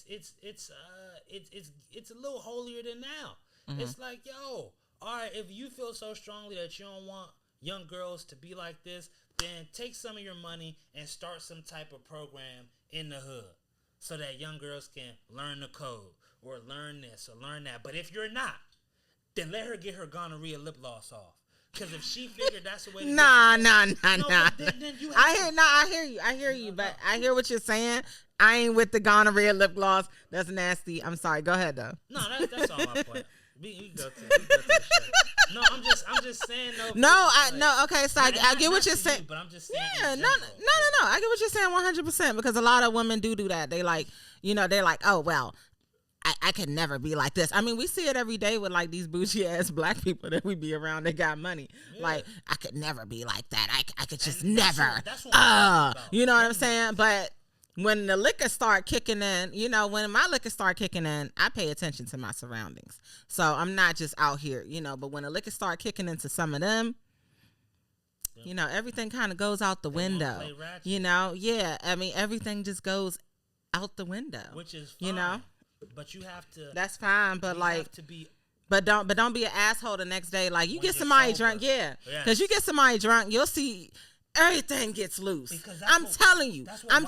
Do. Yeah. But black people do that shit too. And they get real loose. And then as soon as they sober up, no, I'm not and I'm like, bro, you gotta calm down. Like, what's your problem? I'm a white sounding black man. But then these will be people who actually have the money to help people in the hood. They have the money. Yeah. But we, in all honesty, though, we could all at some point raise resources to help people. But it's not just the little kids that need help. The urge to stunt is greater than the urge to help. Because if I help niggas, who can I stunt on? Because I can't stunt on white people. Because no matter how much money you get in America, and I'm not talking about to a nigga like me. J-Rob, are you a nigga? I don't want to. Okay. So, you know what I mean? To niggas, we don't care. We don't give a fuck what white people say. If we feel good about ourselves, nigga, we feel good. To African Americans, they always going to be looking for the adulate, that final moment of, hey, black man, I accept you. Mm-hmm. And so they feel the only way to do that is if there's a group of black people that they can show I'm greater than. See me, I'm different than them. Whereas they don't realize, like the Tiger Woods of the world, no matter how far you go, you a nigga. And at the very crucialist moment when you need to not be a nigga, they're gonna be like, "Hey, nah, I thought you knew. You're a nigga. Come on, man. Go up there. Still niggas. Go up there and apologize for." What did Jay-Z say? Yeah. What did he say? What did he say? That's the hood nigga that know. What did he say though? Still niggas. Yeah. He said still niggas. He's still a nigga. Basically, we say all that to say, for you African Americans out there, be kind to yourself first, because we know that's where the hate come from within, against yourself. And be kind to niggas, man. Because niggas ain't do nothing wrong but give you everything you like about yourself when the door's closed and you dolo, is from niggas. And for you to become an African American, you had to have come from a nigga. There was a nigga. Like, you might be a doctor, but grandma had to have been a nigga. Somebody was a nigga. Like, somebody somewhere. Somebody somewhere. Someplace. Somebody. Okay, so we've covered the gang member situation that I wanted to talk about. So I kind of can get like a different perspective from what you said on how I look at it. You know, I kind of already had that perspective, but then it's just like, damn, like, it's like gang everywhere. You know what I'm saying? So, I understand. I get it. How do you feel about Rick Ross and his crew getting handled in Canada? Because, you know, not the nose rub. Oh, no. Not the nose rub. No, I had to rub my nose. Sorry. I'm battling a cocaine addiction. I apologize. Deadass? No. Oh, okay. I was like, shit. I was like, fuck. Now I feel bad because she thought I was. I was gonna help you. I was like, fuck. Where's the dealer? Shit. Let's get. I'm just joking, y'all. We don't do drugs. She was like, anyway. Yeah, I see it. She was like, damn, that's crazy. I was thinking that. She was shit. Like, okay. So maybe with them rich niggas. She was like, all right. No, she was like, now I see it. No. All right, good. I thought I was tripping, but all right, good. I'm glad he said it. Nah, Me and J-Rob was thinking it. I'm fucking done. Nah, dead ass. But yeah, they got handled in Canada, and that was kind of, it was hard to watch. It was just like, damn, bro, like, these celebrity niggas ain't even protected. Like, what the fuck the civilians gonna do when shit start popping off if the celebrity niggas not even protected? I can't even go into fucking Rick Ross camp and be like, yo, like, I'm gonna be safe over here. I don't even feel safe around these niggas no more. What about Jay-Z and Beyonce? What happened to him was a reinforcement of Kendrick's Not Like Us. Because the rapper and his crew that beat him up was a white rapper. Right. Saying you can't play this song that's dissing a half-white rapper from Canada. The song ain't dissing Canada. How do we know? Because last time we was here, we read what was happening on the charts. It was the number one song played in Canada. It was the number one song played in Toronto, according to Spotify and Apple Music. Canada liked the song. But who's feeling the way? Niggas that's not like us. Hit dogs holler. Them niggas not like us. So them niggas is feeling away. Mm-hmm. So I don't look at it like, oh, anything like, oh man, it's that bad. I think this is what's happening. We in a cultural awakening, a cultural transition where, look, we looking at niggas differently. You know what I mean? Why does it piss you off that he dissing another rapper? Drake ain't giving that white rapper a feature. I hope he know that. He can beat up all the rappers he want to. He can. How you know? Shit, Drake kind of in a shitty spot right now. I know we want to talk. He about released that. 2 songs with Camila Cabello. They didn't do too well. Don't gloss over that. You ready to talk about Drake, or you want to talk about some other shit first? Let's finish the other shit first, and then we can get into Drake. You was wrong about something last time. What was I wrong about? I'ma wait. let's keep going. Like, nah, let's. I've been waiting to say, because I had a hunch to say, yo, shit ain't slapping. You said it was. You said girls. You talking about? Cute. Nah, but no. Listen, no, because Sexy Red still be performing that joint. Niggas is out here rocking to that. Boy, I love you. Yeah, they might be only rocking to her part. Run the tape back but he's still on that shit. He's still on it. She said he's still on it. Selling tickets. Last time we was here, it wasn't charting. It's still not charting. The song, I had a hunch it was ass. I said it was ass. She told me I didn't know it was ass. And you know, I defer because all this year I'm trying to drink more water and respect black women more. So I deferred. But now, multiple weeks later, the song is ass. Bae, I love you. You my everything. That shit crank. It was ass. The BBO. The rest of her album was ass. I will say that. And you know what? She don't have no hits on that album. That shit sucks. It's a hit. The song Sport is a direct copy of Nature Boy's song Sport. Look up both fucking songs. The shit is crazy. All right. But I digress. You know, so I ain't gonna mess up the schedule, but I got a lot to say about your boy. About who, Drake? Yeah. Let me say it now. Oh, wait. All right, we'll give Drake a good 10 minutes because that nigga not. I have a problem with Akademiks trying to build a RICO case for Drake against Kendrick.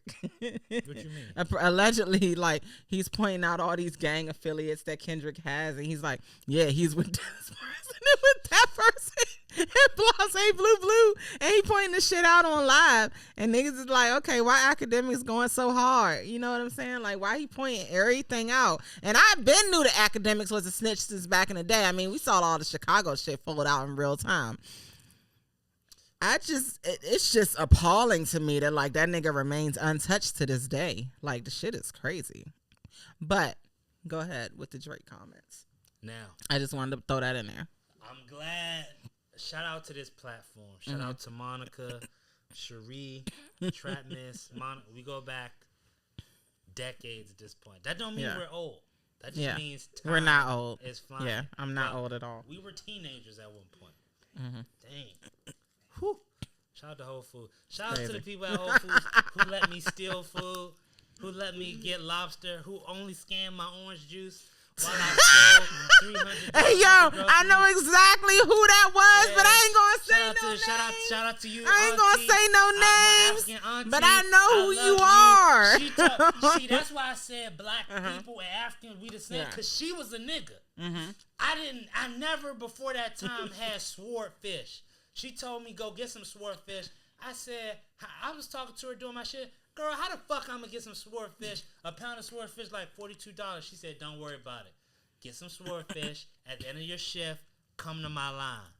I said to myself, I don't know what the fuck. I was nervous. Got the swordfish in my hand down.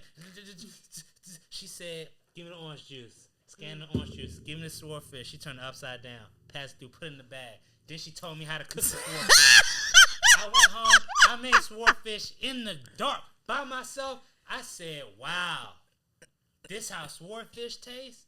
Best fish I ever had. I had Chilean sea bass. Wow. Again, wow. Niggas, N-I-G-G-A's out there. Your homework today, do a good deed for another nigga for free. That's your homework for the day. I do that shit all the time. So I deserve a lot of good deeds coming my way. Amen. Amen. Come in my motherfucking way. You know what I'm saying? Come in my way. I deserve everything. You know what I'm saying? Come on, man. Everything. Yeah, motherfucker. Everything. Yeah. You already know. You already know. Now. All right. The good thing about this shit being on video and audio is everything is documented. Yep. I came here after like that. When Future and Metro brought back hip hop. And I said, that nigga should not respond. Didn't I say that? Yeah. I said, let it go. I said, basically, people still think you a better rapper than Drake. I always knew this nigga was not a better rapper than Kendrick. Yeah. But the public thought that. you can ride with public perception. If the public thinks I'm better than LeBron James at basketball and the nigga challenged me to basketball, I'm going to kick my feet up. I'm going to put on some slides. I'll be like, you're not here work. Niggas know. Niggas know. Please. I'm finna go to the barbershop. Play you not even on my level. He should have sunned him from the beginning when he had his stature about him. Yeah, exactly. Then he drops push-ups. I told you. You said you liked it. I didn't say I like push-ups. It's on camera. I ain't say that shit. I didn't like any of the Drake releases. I ain't say that shit.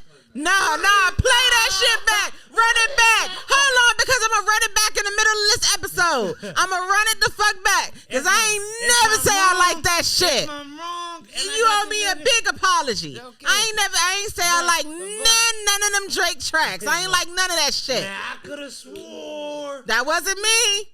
It wasn't me. I sat here on Oprah's couch. It wasn't me. On the new Oprah's couch. It wasn't me. And she said it wasn't me. It had a little thing going. And I said to myself, then if I'm Kendrick, I don't even respond to push-ups. I thought the song wasn't good enough.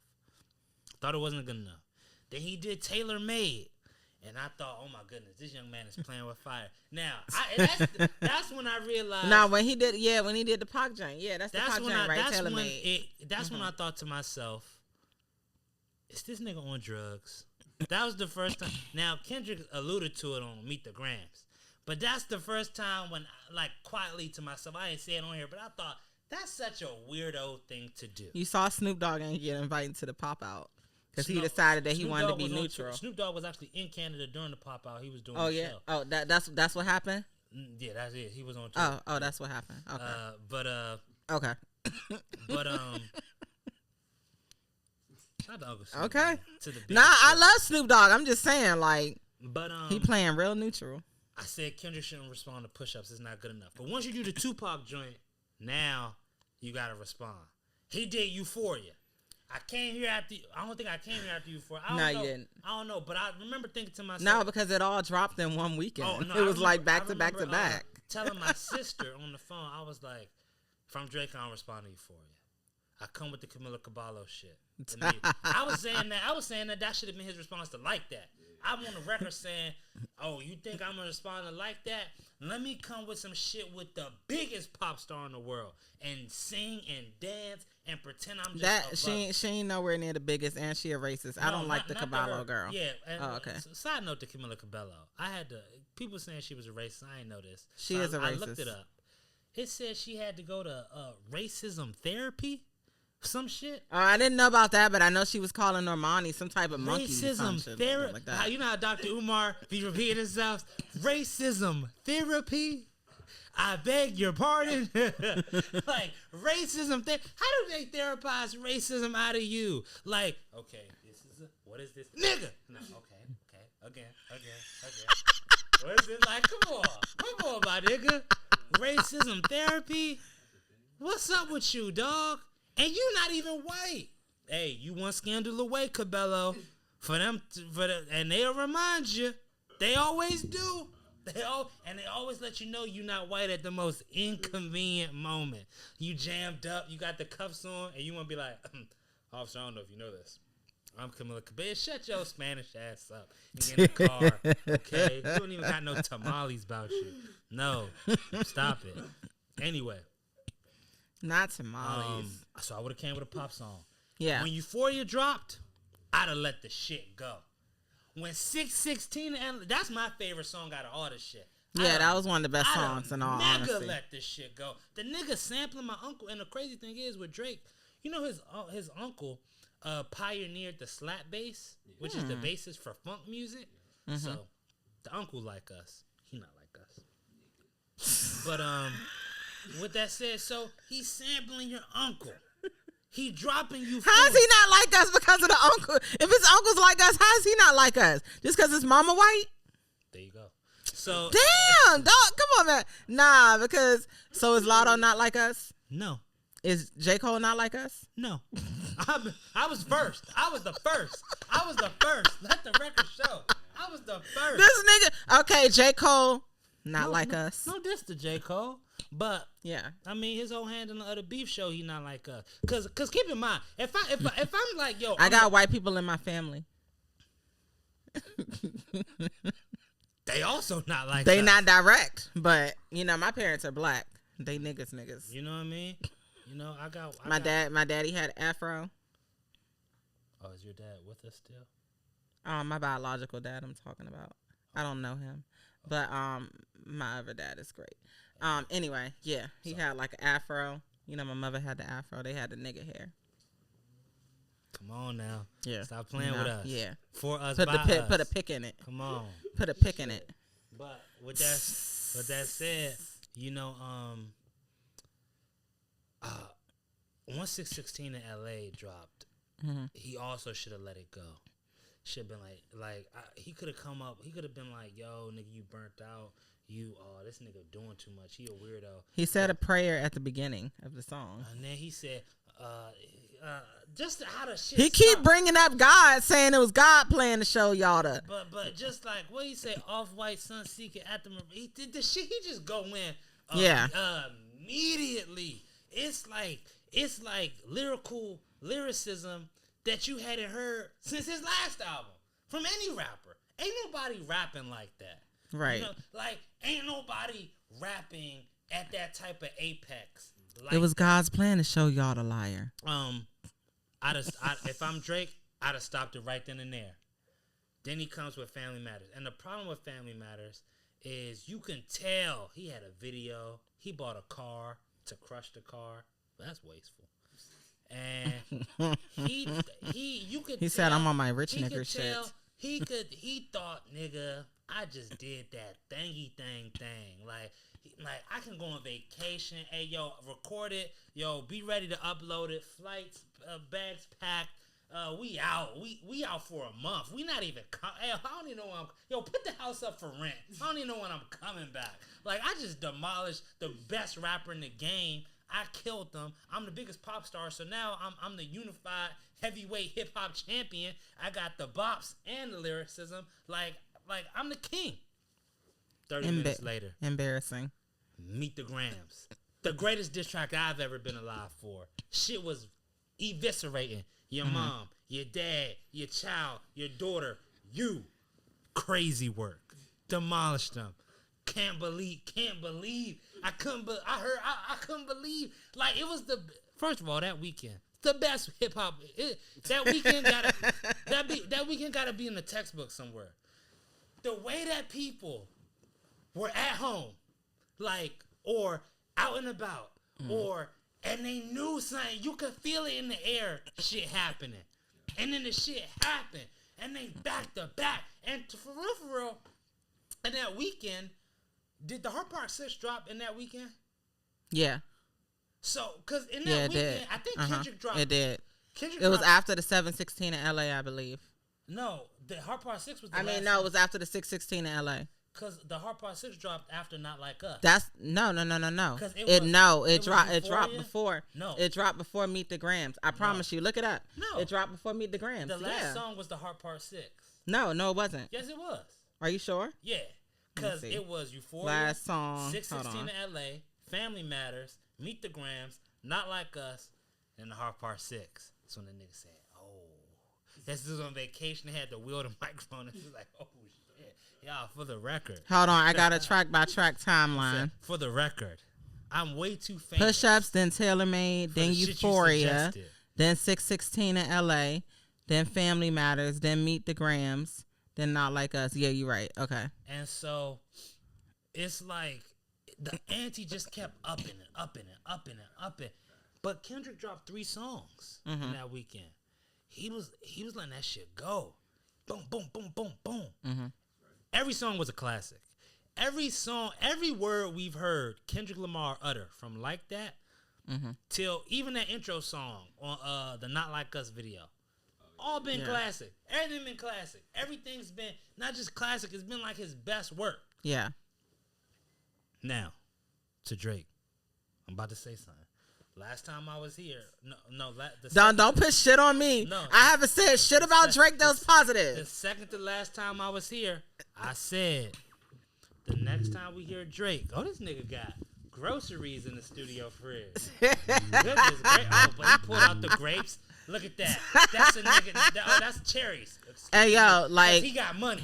He said grapes. Nah, that's poor people shit. That's $3.99 per pound. Fuck wrong with you. I'm $6.99 per pound. Cherries, nigga. The cherries $5.99 at Safeway right now, just so y'all know. Okay. Mm-hmm. Okay, they don't say you gotta get you some shit. Unless you go to Aldi's. I don't like Aldi's stuff though. You don't like Aldi's? Nah, I like Aldi's, but they be using GMOs and all that shit in their products. GMO's been in her life forever. They have. But now that GMO's when she crossed the line. No. Let me understand. I don't eat this shit. I don't eat this shit. But let me explain to you. So I actually, cause I be juicing and shit like that. So I used to buy most of my fruit and everything and vegetables from Aldi's. The shit started going bad within a fucking day. This got maltodextrin. So we draw the line at cherries with GMOs. Now the cherries. No. But their GMO. Now, listen, their stuff be going bad real fast. I don't know why. Every time I get a pineapple from there, it go bad within like 2 days. Because it's fresh. Food not supposed to last. Okay. Bullshit. The shit don't even taste right. Because it's fresh. You see that? Oh my God. They done manipulated you to think pineapple. Listen, most of the time I shop for my produce at Whole Foods. Okay, when I can. Otherwise, I'll go to the Safeway every now and then. Yo, Rob, may I have a cherry, please? I mean, I'm just being honest. Damn, now I got to start bringing fruit. See, I knew I was supposed to be an advocate for juicing today. I'm good. Because today I made a grape, red cabbage, and lime juice. And it came out purple. And I have the pictures to show it. Let me tell y'all something, man. Do you got those from Aldi's? Exactly. That's my point. That's my point. I shop at Wegmans too. In Virginia. Yes, the one in Virginia specifically. Was it McDonald's? Kirby, get back up here. You got the McDonald's in the parking lot? Nah, the joint by the movie theater. Oh, by Hoffman. Yeah. Oh, excuse me, no Negroes we fancy allowed. Niggas. Look at him. He said, yeah. That's right. I take okay, walks. So you gonna hate on Wegmans too? He said, yeah, I take walks at 10 p.m. Yeah. Safely. Yes. Sometimes I whistle. I skip open-toed sandals. I do. Yes. But when I'm in PG, I put the bandana on my head. And I wear a sweatsuit.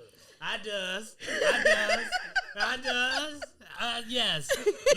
Nike trainers, Air Maxes, running shoes, just in case. Car keys in my zip-up pocket. I do. Hey, I'm a nigga too. One thing niggas do, we don't got to lie, cause we niggas. I understand. It's dangerous. But second to last time I was here, I was saying, man, the next time we hear Drake, and this was after. Didn't Kendrick didn't release No Diss song, but before that weekend when I was here, there wasn't a gap between. No, so here's why. Because it was a gap. It was a gap because there was a gap from Euphoria to 616 in LA. Oh yeah, it was because after Euphoria, he told him don't push him. Yeah, because he told him. He told him don't push him on that joint. Yeah. And then 616 in LA was the beginning of the end for Drake's career. Yes. Yeah, yes. because that was he said a prayer in that song. So when he said that prayer in that song, he was making sure that it was okay with God to end the career of the colonizer. He was making no. Right. He had to make sure it was okay with God to end the career of that nigga Drake. He had to make sure it was okay with God. You don't fuck with a nigga like that. You don't do that. He said, I move in a circadian rhythm of a shooting star. Nigga, he prayed to God on the track. And then he went at it. On the next two tracks, he demolished the nigga. It got real disrespectful. He went from asking the Lord, can he go to war, to I'ma do that shit. To beat your ass and have the Bible of God watch. Exactly. It escalated very quickly. Very, very, very quickly. After Euphoria, when I was here, I said the next time we hear from Drake should be on the soundtrack of the movie he's featured in next year. That's what I said. Fast and Furious 20, whatever the movie is, that's when we should hear from him. That's when we should hear from him. When he got like a little cameo role, he got to die epically, maybe touch his Etch-a-Sketch ads up so he can, you know what I mean? He can... And then, you know, the song he write, you know, Fast and the Furious, Drake. I'm looking. Oh, come the fuck. Come on, y'all. Nah, the next track you about to hear from Drake is going to be on a Gorilla beat. But now... He about to do a feature with Glorilla. But now... Now, I'm here to say something new. I think. You ready for this? He about to do a song with Glorilla. I think the nigga should retire, J-Rob. No, he's about to do a song with Glorilla, and that's going to pick him back up. Because the people is feeling Glorilla right now. I'm here to say, if I'm Glorilla, she's gonna do it. She's gonna do it. If I'm Glorilla, she's going to do it. If I'm Glorilla and I want to get shit shaking, she already got shit shaking. She got 2 songs on the Billboard right now. She's featured on a tour of Megan Thee Stallion, and she's featured on Megan Thee Stallion, so she's featured. We've seen people, but she's charting higher. Bubble. That's crazy. No. She got 2 songs right now. She got TGIF. She got Yeah Glow. And then she got the Wannabe song. She got 3 songs. All on Billboard Hot 100 right now. If I'm Glorilla, I'm standing. And also, she's not going to do no song with Drake because she cool with Megan Thee Stallion. And Megan Thee Stallion was at the white party. All them niggas was partying together. Hey. They don't got no beef with that nigga. Hey. That nigga went over there and he pieced it up. He said, yo, I know you got a problem with Nicki. I just want to let you know, I apologize. Let's do a song together. Let's make it happen. That nigga needs all the clout he could get right now. He needs people back on his side. He don't even have women right now. Don't do it. They're going to do it. You want a hot song? Call that nigga Kodak Black. That nigga will hand you a fire feature. Okay, so that's what I wanted to talk about today, right? Too. I wanted to get into that too. Let's briefly speak on that real quick, and then we can come right back to Drake because Kodak has been on a crazy ass feature run. Going back to that Mr. shit Morale. Is crazy. Yeah, that Silent Hill. That spoken word he did on Mr. Morale. Yeah, Silent Hill he killed. The shit he did with Don Toliver, the shit he just did on the Lucky song. I'm just listening to the Lucky album. I'm like, yo, this album is okay. I'm not really feeling it. Yeah, I didn't hear the mixtape yet, but I know I was listening to the Lucky album and I was like, okay, whatever.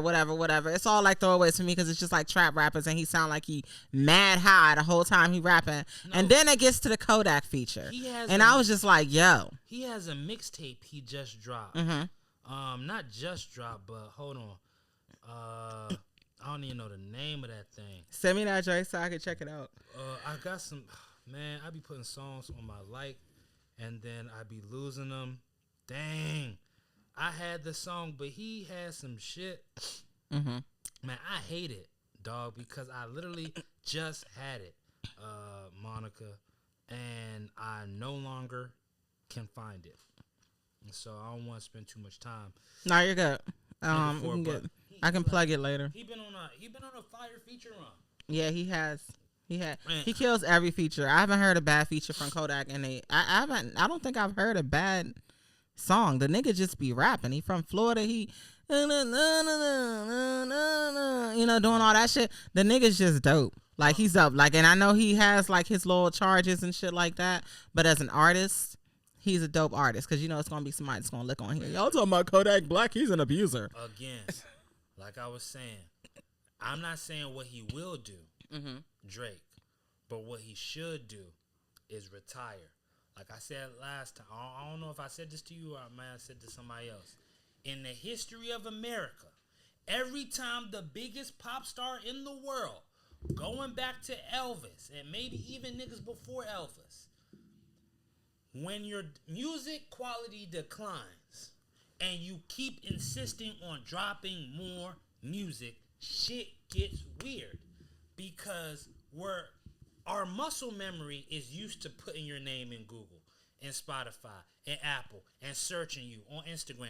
But usually the speed bump is your slaps, right? Because before I continue, to be that famous is already weird. The music negates the weirdness because I look your name up, your new song is there. It's so infectious. I'm blown away by it. the quality of the music has gone down, but we had so many, all of us, we like, no one wants to say, well, is he falling off? Well, we did. We were saying this before the beef started. Yeah. The nigga falling off. But it wasn't a popular thought. You could still be called a hater because no controversy has happened, right? But enough people clearly thought he was falling off because as soon as someone on his level challenged him, enough people were like, well, I kind of see where this nigga coming from. But when you that famous, we're still used to looking you up. We're still you, and so now what happens is we start looking up into your family, your relationships. Not necessarily us in this room, but it's enough people who, okay, who he dating? What's his history? What's his blah blah blah blah blah? And then you start learning out more weird shit. Yeah. And that's when the mega fall off happens. The nigga needs to go away. Give it a year or two. Reinvent himself as an actor or a content creator or a television host or something other than a rapper. What happened to Drake, he's 37 years old. It's the equivalent of an athlete like LeBron. LeBron 40, 37, whatever, 38, knock on wood. If LeBron James get a high ankle sprain, ACL, LCL, like Achilles injury, he got to retire. He 40, he can't come back. I don't care how great in shape he is at that age. That's when age will win. You're too old. Your body will recover enough for you to walk, for you to run, for you to hit the weights, for you to do heavy squats. But to play basketball with NBA players who 19 years old, it's a wrap, sir. You need that nigga gotta be in perfect health. That's what happened to Drake right now. Drake is the equivalent of, he just tore his hip hop LCL, ACL, PCL, MCL, Achilles, hamstring.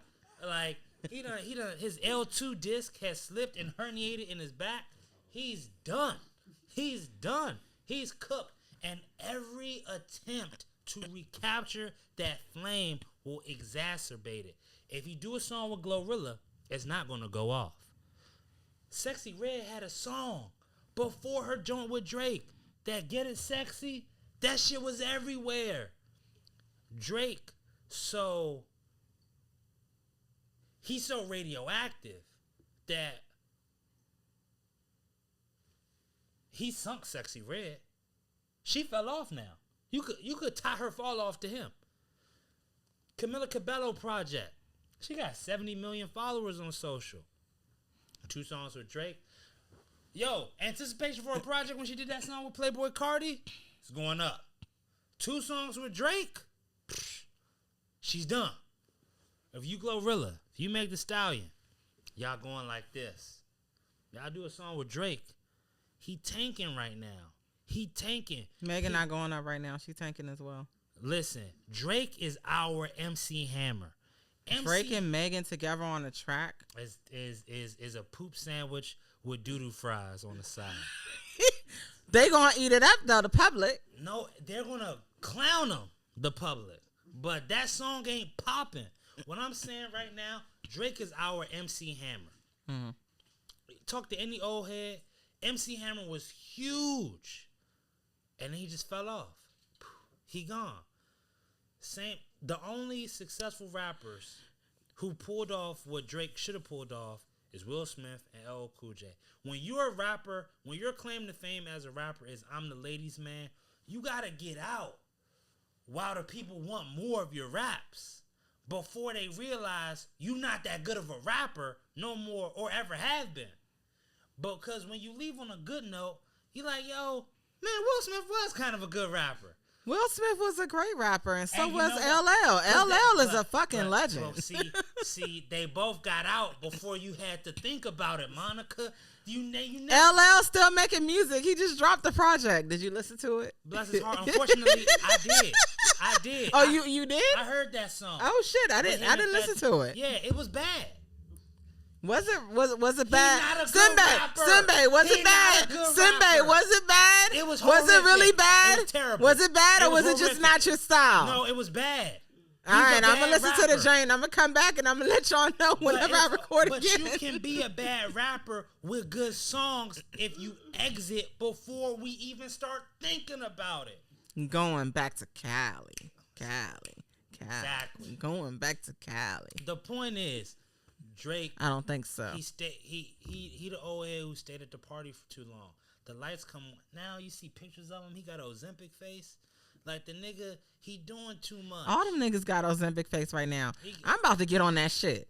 Fuck out of here. And I won't judge. Yeah, don't judge me. No, shit. I never will, because I'm a nigga. You know what I'm saying? Niggas love and don't support. Judge me, man. But they African Americans. Just trying to get some weight out. Shit. Just trying to get some weight off. They not niggas.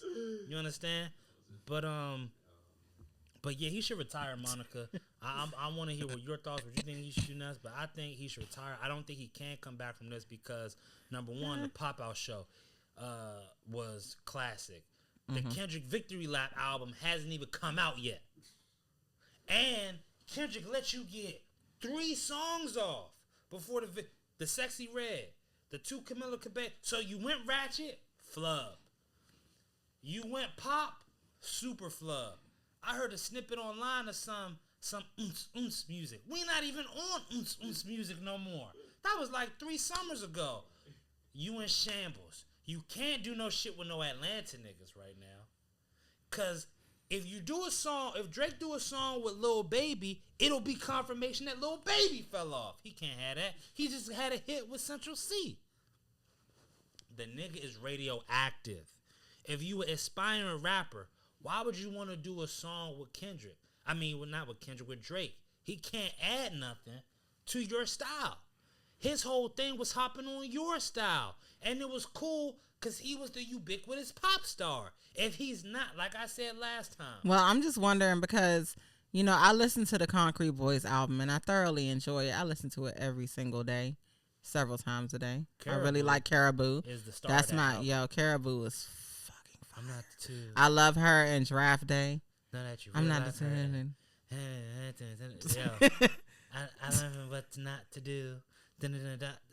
I study these rap bitches. They tell me exactly what not to do. I can't block with you, something, pop with you. Got a little top from dude, then block the dude, then top the coop out. Hey,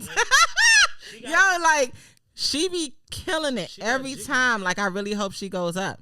But my whole thing is, if they could do all of this, why is it that Drake can't get a hit from Lil Yachty if Lil Yachty can put together a super group like this? Because I'm being very honest. Everybody in that group got their own little style. So, I don't know. Put together some writers from the Concrete Boys and maybe let's see what they can do with a Drake.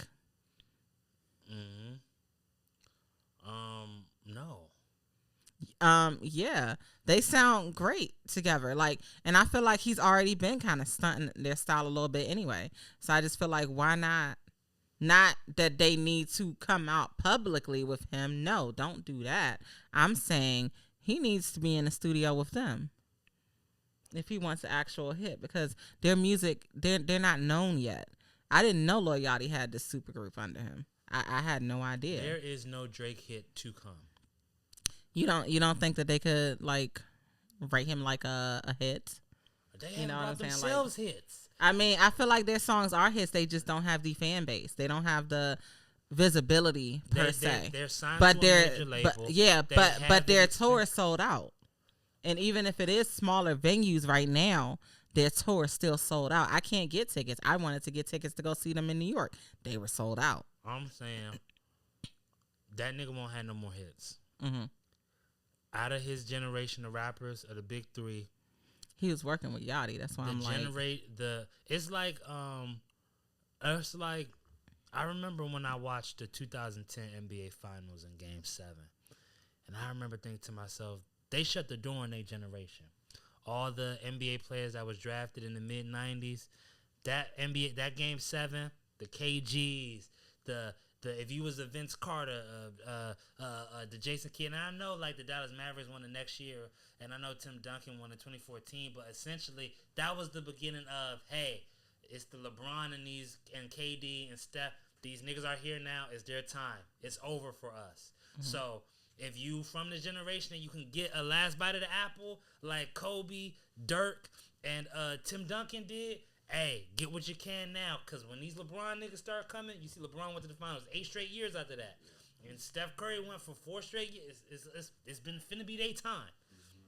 Do you feel like the same way that you feel about Drake not being able to get another hit? Do you feel like Nicki is on the same kind of wave? I don't care if she's on world tour and selling out. I'm saying like generally, like speaking, mainstream music wise. I feel it's Nicki's in a little different situation. Let me start with Drake first. Okay, I let's feel go. like with Kendrick, Drake, Cole, the only survivor of their generation will be Kendrick in terms of being a superstar.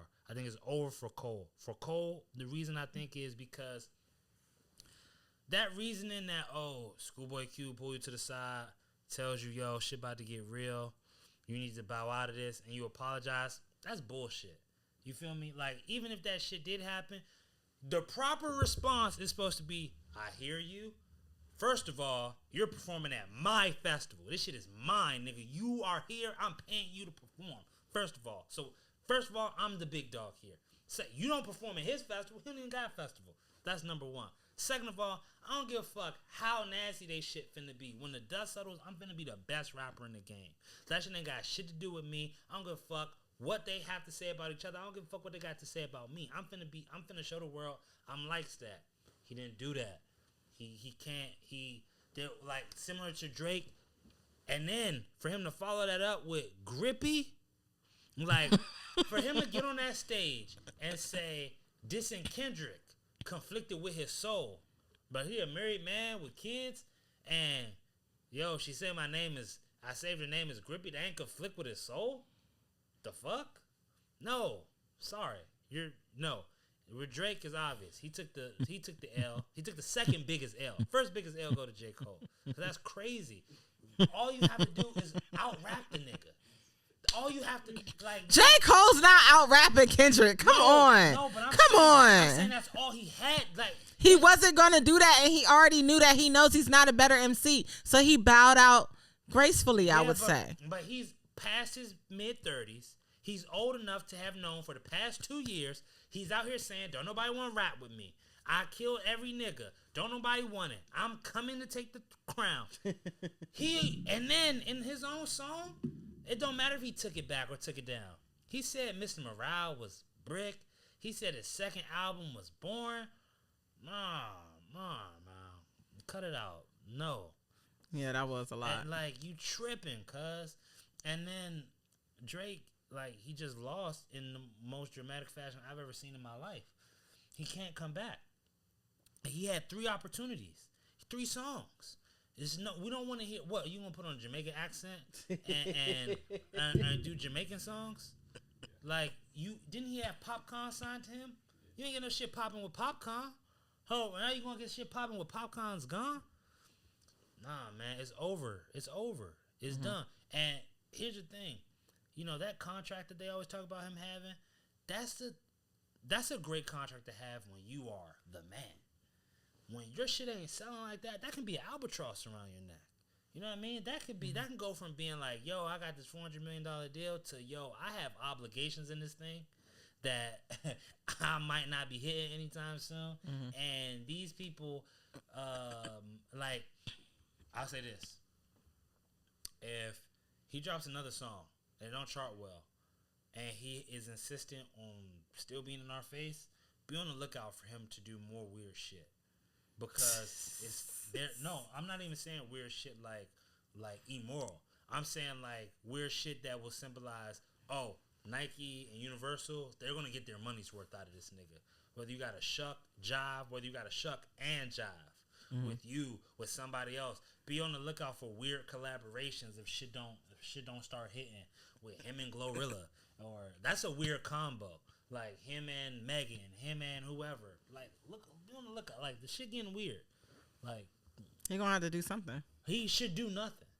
That would be the like he should do nothing. He's like, contractually obligated. Like he should not do it. Like if they want him to be a rapper, they should have him not do nothing until the end of next year, like Christmas of 2020, going into 26, because that's a good enough time for this shit to wear off. You know, kids. That shit ain't wearing off. No. I'm talking about if he comes out with a slap. Mm-hmm. He won't do this because they tripping. He comes out with a slap. Next year, the week before, college kids go on their winter vacation. So that last week of parties, you know what I mean? While before, after niggas do they, they finals. If you can get that momentum, you know what I mean? They bumping in the Christmas break. Now spring semester, you roll out the mixtape and the summer slaps. Pow! I'm back. I'm just gonna say, I just think it's a very unfortunate situation that Drake is in. I mean, he's still rich. I mean, I think it's a very unfortunate situation the man Drake is in because he can't practice what he regularly does on a regular basis, which is music. So if he can't practice music, then what can he really do? Because music is like his first love, right? It is. He makes music all day long. It don't matter if he's getting it written for him or if he's writing it himself. He enjoys the art of making music. So she on the record saying she don't eat chips, ladies and gentlemen. I don't eat rap snacks. Them shits is ooh. But no. She acting real African. See, now I gotta take that out of the podcast because I need the. Okay, nah. So my favorite rap snacks is actually the Cardi B popcorn. I thought you don't like rap snacks. Nah, I do. I'm sorry, rap snacks. Please still sponsor and she got a me. White boyfriend. Please sponsor me. Nah, I don't date white niggas. I like black ass niggas. I don't date white niggas. I'm following. What Glorilla saying in her song? She said, "Black ass nigga with waves." Sometimes I think about bringing a wave. Hold on, what did she say? She said, I like a brown skinned nigga with dreads and a black ass nigga with waves. That's my shit. Sorry. Anyway, what was I saying? So unfortunately, R.I.P. to Drake's career. If he can make a comeback, I mean, if he can make a comeback, we'd be thoroughly surprised. It's very sad what's happening right now with his career. I've never seen this in the history of hip hop. Even when Jay-Z and Nas went at it, they still had hits. Tupac and Big, Ja Rule and 50 Cent, that was a hot ass mess. Matter of fact, since we're on that, 50 Cent versus Future, who's the bigger GOAT? This was a discussion earlier. Nah, they're saying 50 Cent. Future. You're only saying that because he's your favorite rapper. Is this thing on?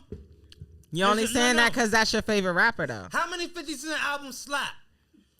One, but that's all you need. Okay. Is to have you only need one classic. Everybody like, Lauryn Hill's my favorite female rapper. Lauryn Hill only got one fucking album. What the fuck are you talking about? People who say shit like that are a certain type of people. They like, that's like when people be like, they're pretenders. That's what they are because you're lying. Yeah. What do you mean, Lauren? So you telling me Queen Latifah, you ain't like Queen Latifah better? She had 3 back-to-back albums and you might not be feeling it.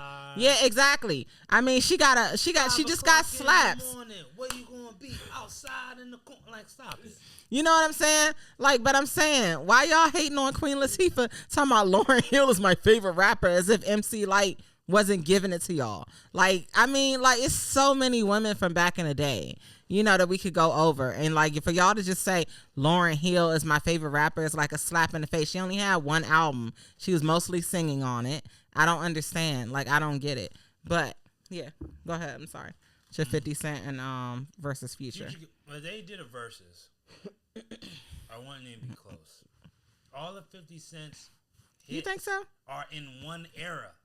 One time period, that 2003 to 2007 time period. He don't got no slaps after that.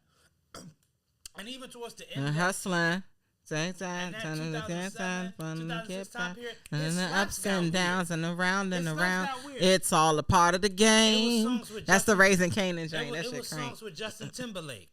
It was songs. It was getting weird at the end. The slaps we got in 2003 wasn't the same slaps we was getting in 2007. I don't even think we would call them slaps. I Get Money. That was cool. But I Get Money was very popular. The 50 Cent that came into the game was making better songs than that. Just a little bit. Future give P.I.M.P. Racks on racks on racks. Many Men. Tony Montana. That's where he comes into the game with. In the club. Then he got the whole Dirty Sprite mixtape. You know what I mean? So we start there. And then Window Shopper. We got songs like Shit. And then let's not do his post breakup with Sierra run. 56 Nights. What was the other jump? Beast Mode. I don't even think they talking about music though. I think they talking about general like career longevity. And then what's up with DS2? Evolve. DS2 is the first album that I could tolerate by Future. She getting real African American. I sure am. No. I sure am. DS2 is the only album I feel like that. Yikes. Well, the first album that I could literally This nigga said what? Listen. DS2 is the first palatable album from Future for me. But I ain't a hood nigga. You know, I've lived in the hood and frolicked. Some of my friends are black. Yeah, pretty much. Monica Sheri. There we go. Now y'all know me. But yeah. It's not close. Future, I was trying to He way better on every level. He make better songs, better pizza, better ingredients. Does he have a movie production company or a show production? Entertainment. He does. Do that. Future does. Oh no. Oh, I was like, what the future? No, because he's still making slaps. That's a post-slap move. Nah, I feel like that's a healthier move. I feel like he could just put executive producer because he put some money down on it. But he don't got to be there for that because this last Power season, let's all be honest. If you watch Power, it's been ass. It's been terrible. It's been niggas watch it. The niggas watch it. We love Power. The shit has been ass. But he's an executive producer, right? Power remind me. I tried to watch Power, but it remind me. Which one you try to watch? Empire. Nah, it's not the same. No, I'm talking about in like the. But Snowfall is better out of all of the drug dealing empires and shit. You would think that a nigga like 50 Cent could make something like visceral and gritty, like The Wire, like something real. That's what I'm saying. He's an executive producer. That's not his shit. Like it's his shit with his name on it. But, like, it's not, like, overall, like, because the writing the last season has been shitty. And I think if he had more power, he would have kept Courtney Kemp on as a writer, and then they wouldn't have to cancel this season. Like, literally, they're canceling that part of the series. So I don't know if they're going to have a spinoff or whatever. But, yeah, like, because you let one writer go. And Future dropped 2 number 1 albums this year. Mm-hmm. 2. Had a number 1 song. That was the song of the summer. How their ticket sales doing? For their tour. I don't know. Is it bad? Yeah. They canceling shows, allegedly. According to Akademiks TV. Showing screenshots. I always say this. People have money to go to $1,000 shows. I have money to go to $30 shows. But nobody has money to go to $150 shows. They'll pay for Beyonce. Even with her flop Cowboy Carter album, they'll still pay for tickets to go see her. People will pay the exorbitant price to go to the proven pop star, the Taylor Swift, the Beyonce, Kendrick, Kanye, if Drake is in town. People will pay to see 50 Cent is still touring and selling out. Yeah, but he's at an interesting price point because people will pay the $30 to see a Boss Man D-Lo. But that middle part, the middle price where 50 Cent is in, but he's worldwide. He worldwide. Victory Lap was worldwide. He worldwide at that middle price. That's what I mean. Like, yes, like people like him, but he's also a legend. He's a legacy act. Yeah. Like, I'm talking about if you're a newer artist or if you're in the game, it's hard to be in that middle range of price because you don't have because the $150 or that $150, like that in between, between that $30 and that $1,000, that insinuates this ain't must see. That $1,000 price range means, whoa, this Beyonce, she might, next time she tour, she might be an old lady. She already in her 40s. So next time she tour, no, I'm saying, it's like, yo, this could be. 40s is an old ass lady. She gonna be 55. Oh, I'm not him. Because she the type of, what if she don't feel like touring her next album? And so by the time she might feel like she has to. She might not be the same. She has to tour. Why? Because her husband told her she has to tour. What? You sound like she married the She tours a lot. Shit. Beyonce tours a lot. Oh, she tour a lot. What was the last tour before Renaissance? The Lemonade. It's a long time ago. That wasn't that long ago. I was a whole different earth. Hold on, let me see. Cause she had a tour in between too. Yeah, she had a tour like in between those two as well. Just because. Hold on. There was another album between Renaissance and Lemonade, right? No, it wasn't. No, it was Lemonade. Then Renaissance. James. Oh, The Lion King. Mm-hmm. Yeah, I mean, but that was various artists. It wasn't like her album. You could tell it wasn't her album. She had the Carters. Yeah, she did. And they went on 2 tours, right? Yeah, she said. She's had 9 concert tours. She said we won't go on tour twice. She had to get the cheating bug out of that, man. Her longest tour was the Miss Carter World Show. She got a new BBL. Damn, 132 shows. Now she got a new BBL. She reminded him. I mean, she did a good job. She showed the blueprint. Sometimes you gotta pop she up. Does. She got Sometimes you gotta pop up and show your own man. She got a BBL for real? Yeah, you could tell. You can see the stomach. Sure. I ain't really look at it like that. Man. Sure, you can. Why does Beyonce need to get a BBL? Cause she's still. Cause she had those twins, and the twins is what made her bigger. Cause that was before the homecoming. Remember? Like when she was training for the homecoming performance at Coachella, and she was like, she got like up to like 240, I think it was. 240 what? Pounds. Stop. Yes, she did. They have footage of it. Did you watch the documentary? Then they lied. Yes, she did. There's no way. It's a documentary. Listen, you can see. Look. The last time I was here on your podcast, I was 240. You're not about to tell me Beyonce. Because everyone carries their weight different. Okay. Yeah. That's her book bag. No, she wrote 240. Like, you said she wrote it? Edit this. No. Because she's tall. You got to realize that. Taller. They said she's like, how tall is Beyonce? Like 5'8"? That's a short NFL running back. She would not be 240. Like, you saying like, oh, man. Now, okay, and with all that length, I could see where the 240 went. No. We would be like, yo, that 5'8" lady big as hell. What? Oh, yo. Not that fast. That little lady big as hell. 240. No. Stop it. I'm gonna send you the pictures from the documentary. I gotta watch it. Why would they not have this on Google? I'm not an NFL scout or nothing. I can't eyeball weight. Well, I know exactly what I don't see. I know I'm not seeing 240. Right. I can tell that. She won 240. Shit. Fuck, I can't find it. I don't know, but I'm not.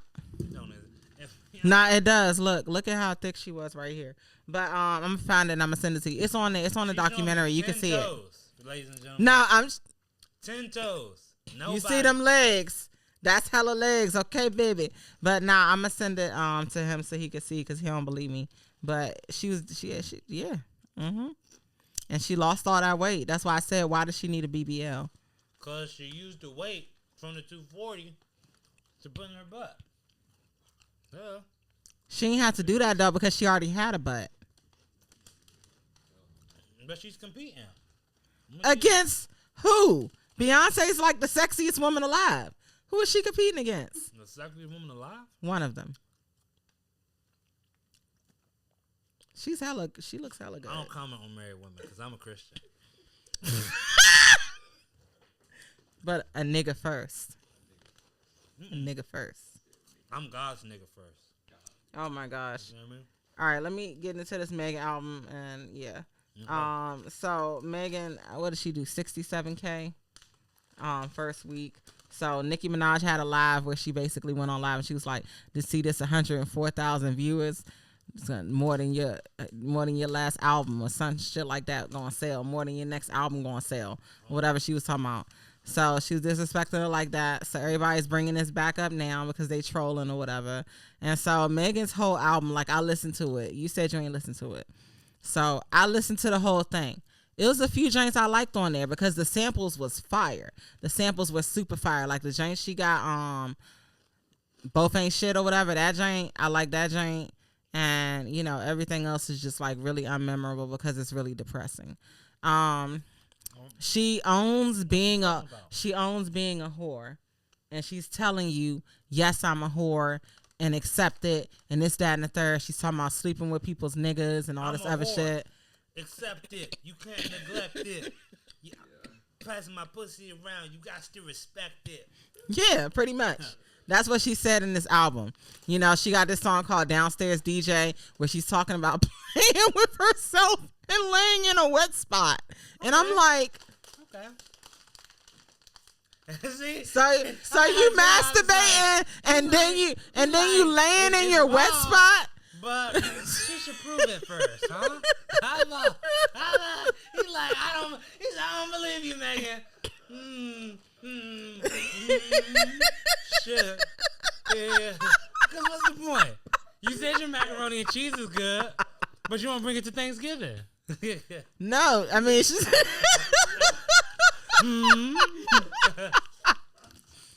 I mean, you know, the vagina is so great, you know, and she's so lonely and sad. She's like, niggas is just using me for...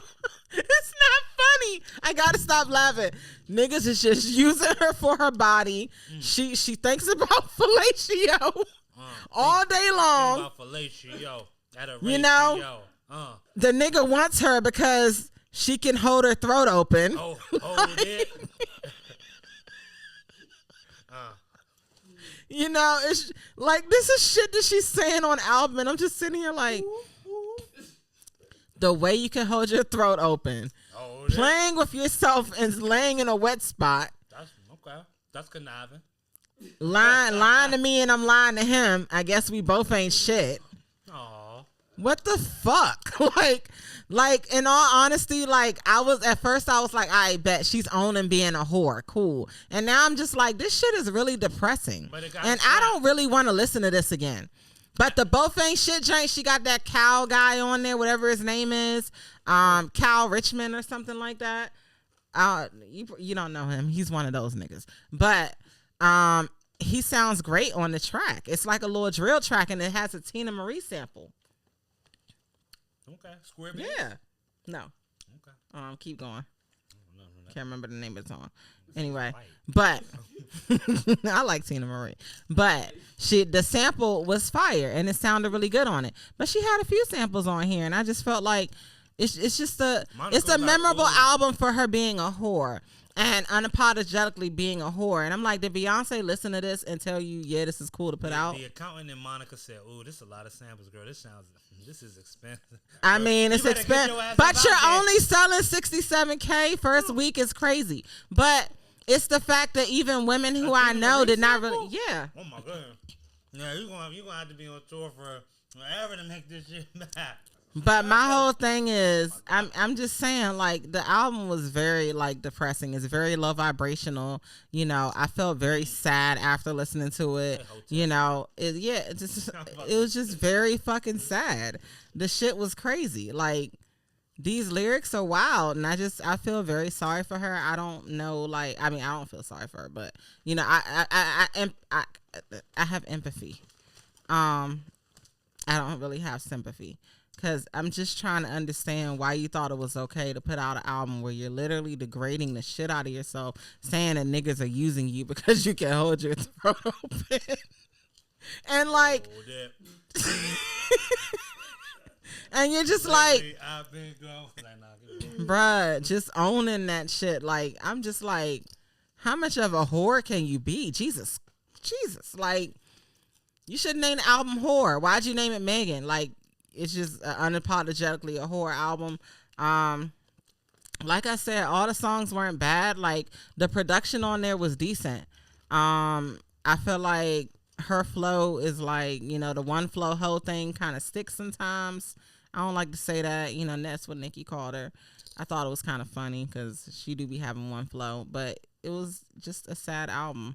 And I feel like everyone needs to experience that album because I had to experience it, and I'm very upset that I did. So when you go home today, you have to listen to that album. I meant to. I had a long day. You too. Mm-hmm. Yeah. Mm-hmm. Shout out to Megan Thee sad Stallion. album. I don't think you're a whore. I think what you went through I is think very you're traumatic. a whore. I think you're a hero. A hero for who? For women who dealt with abuse. She was fucking her man's, her friend's man. And that shouldn't get you shot. That's all I'm saying. Nah, it shouldn't get you shot. And it's not even about the shooting. It's like, why are you claiming that you're a whore? Like, why do you have to do that? You don't have to do that. Like, it could have been a fun hot girl summer. You made it very fucking depressing. And I don't appreciate that shit, bitch. I'm tired of your ass. Excuse my language. I'm sorry for calling her the B word. No, because I'm irritated right now. Because, like, why did she do that? Why did you make the summer sad? Like, this is sad. It's very sad. It's depressing. I'm sad about it. What do you mean? Like, are they like? She's saying niggas are using her and she's crying because she got to be the strong homie all the time and she's sad. Like, it's a sad album. It's very sad. And like, I don't think niggas is really like, I think people are probably commenting on it negatively, probably because she's expressing, like, it's a whole moment of vulnerability for her, but it's about a whole lot of nothing. But at the same time, it's not a whole lot of nothing because maybe that's her trauma. Okay. But she kind of fucked the summer up. It's just, we thought it was going to be a very entertaining, fun album. It's music, and it just got real depressing. Like, she just trying to lay all her emotions. Like, when you listen to music, the emotions of that artist can come on to you. And I just, I don't know. It was a sad moment. Sad moment for hip hop. That she feels like a whore. She got shot. Nobody has her back. They clowning her online. Akademiks is trolling the fuck out of her. And I'm just like, why is Akademiks trolling her so hard? And she's just at Michael Rubin's white party just trying to shake her ass and have fun. That's all she wants to do. That's all she wants to do. Wealth and shake our ass, man. But you cannot shake your ass to depressing ass music where you talking about niggas is using you because you hold your throat open. She's saying, Monica, why you not? got it. Nah, man. Nah, because she doesn't want to be used for her throat. So no, she doesn't want that. She said, why not? She doesn't. That's why doesn't she want that? You're saying she don't want to, or you saying she can't? Yeah, nah. She said no. She's saying that she doesn't. It's an overall message. Like, I'm getting treated. Like, she's saying she's getting treated like shit. And can y'all back up off of her? How many people say, man, I smoke a lot of weed. I need to cut back. And then they buy some more weed. Is that somebody degrading you? No, I'm just saying in the sense of she probably be like, because she probably like, dang, man, I'm wilding out here. You feel me? But then, hey, she catch the feeling again. Huh? I'm saying she got the feeling again. I be like that, and I think that is vulnerability because we do not process emotion on a linear plane. That's true. You know what I mean? Mm-hmm. It's ups and downs, and eventually it trends up. But so hey. She don't want niggas using her throat no more. Her throat is a thing that's only used to sing. But now, every once in a while, all right, you can come over. Whatever. Oh my God! What the fuck? Is that not a whore? I didn't call her a whore. Oh. What do you think that is? I think that's just promiscuity. No, I just think that's hey. It's a normal human emotion. You a normal human being, ladies, gentlemen. If you like, you're a normal human being if you like getting fucked with your throat open. If you like fucking, as long as you're not playing with nobody's emotions, money, mental stability, you taking care of yourself, like, stop feeling bad about yourself. If nobody's getting hurt, then what's like? Be kind to yourself. She's being hurt. This is a white supremacist male construct to make you feel bad. Like, lady, Megan, suck all the dicks in the world if you want to, man. You're not a bad person. You're not a whore. You an economic engine for your community. Be happy about it. You got a tour going on. I think I saw that her tour with Glorilla is the first ever full female hip-hop tour. Be proud of that. Like, sucking dick don't define you. It's something you like to do. Hey, you know what I like to do in my free time? Barbecue. Play basketball. You know what I mean? I'm going to stop doing it. Somebody say, hey, you barbecuing again? Like, come on, man. Big up yourself. No problem with it. I don't know. Or maybe just, I don't know how to respond to that. No. Just because she's sucking dick don't mean she want to be used. Only to suck dick. Fellas out there, Megan Thee Stallion sucks your dick. Ask her about her day. Check in on her every once in a while. How she feeling? No, for real. Offer to get her some food or something. Talk to her. She need help to move to a new spot. I know she got people she can pay to do that. But go over there. Provide moral support. It's your Uncle Simbay. That's all I got to say. He dead ass serious too. He dead ass serious. College educated, young, rich black woman. You know what I mean? Both your parents is dead. I'm sure they're looking down from heaven. They proud of you. Huh? Go ahead. Double guac guac. You know, you want to play with your Is that future? that? Okay. Wrap it up. Okay. It's what? That was a bad read. Oh, okay. Oh, okay. Did it die just now? Yeah. Oh, okay, cool. Right. Got that though. Huh? The public service and that. I just wanted to get a thank you for tuning into the Trapness podcast. God damn.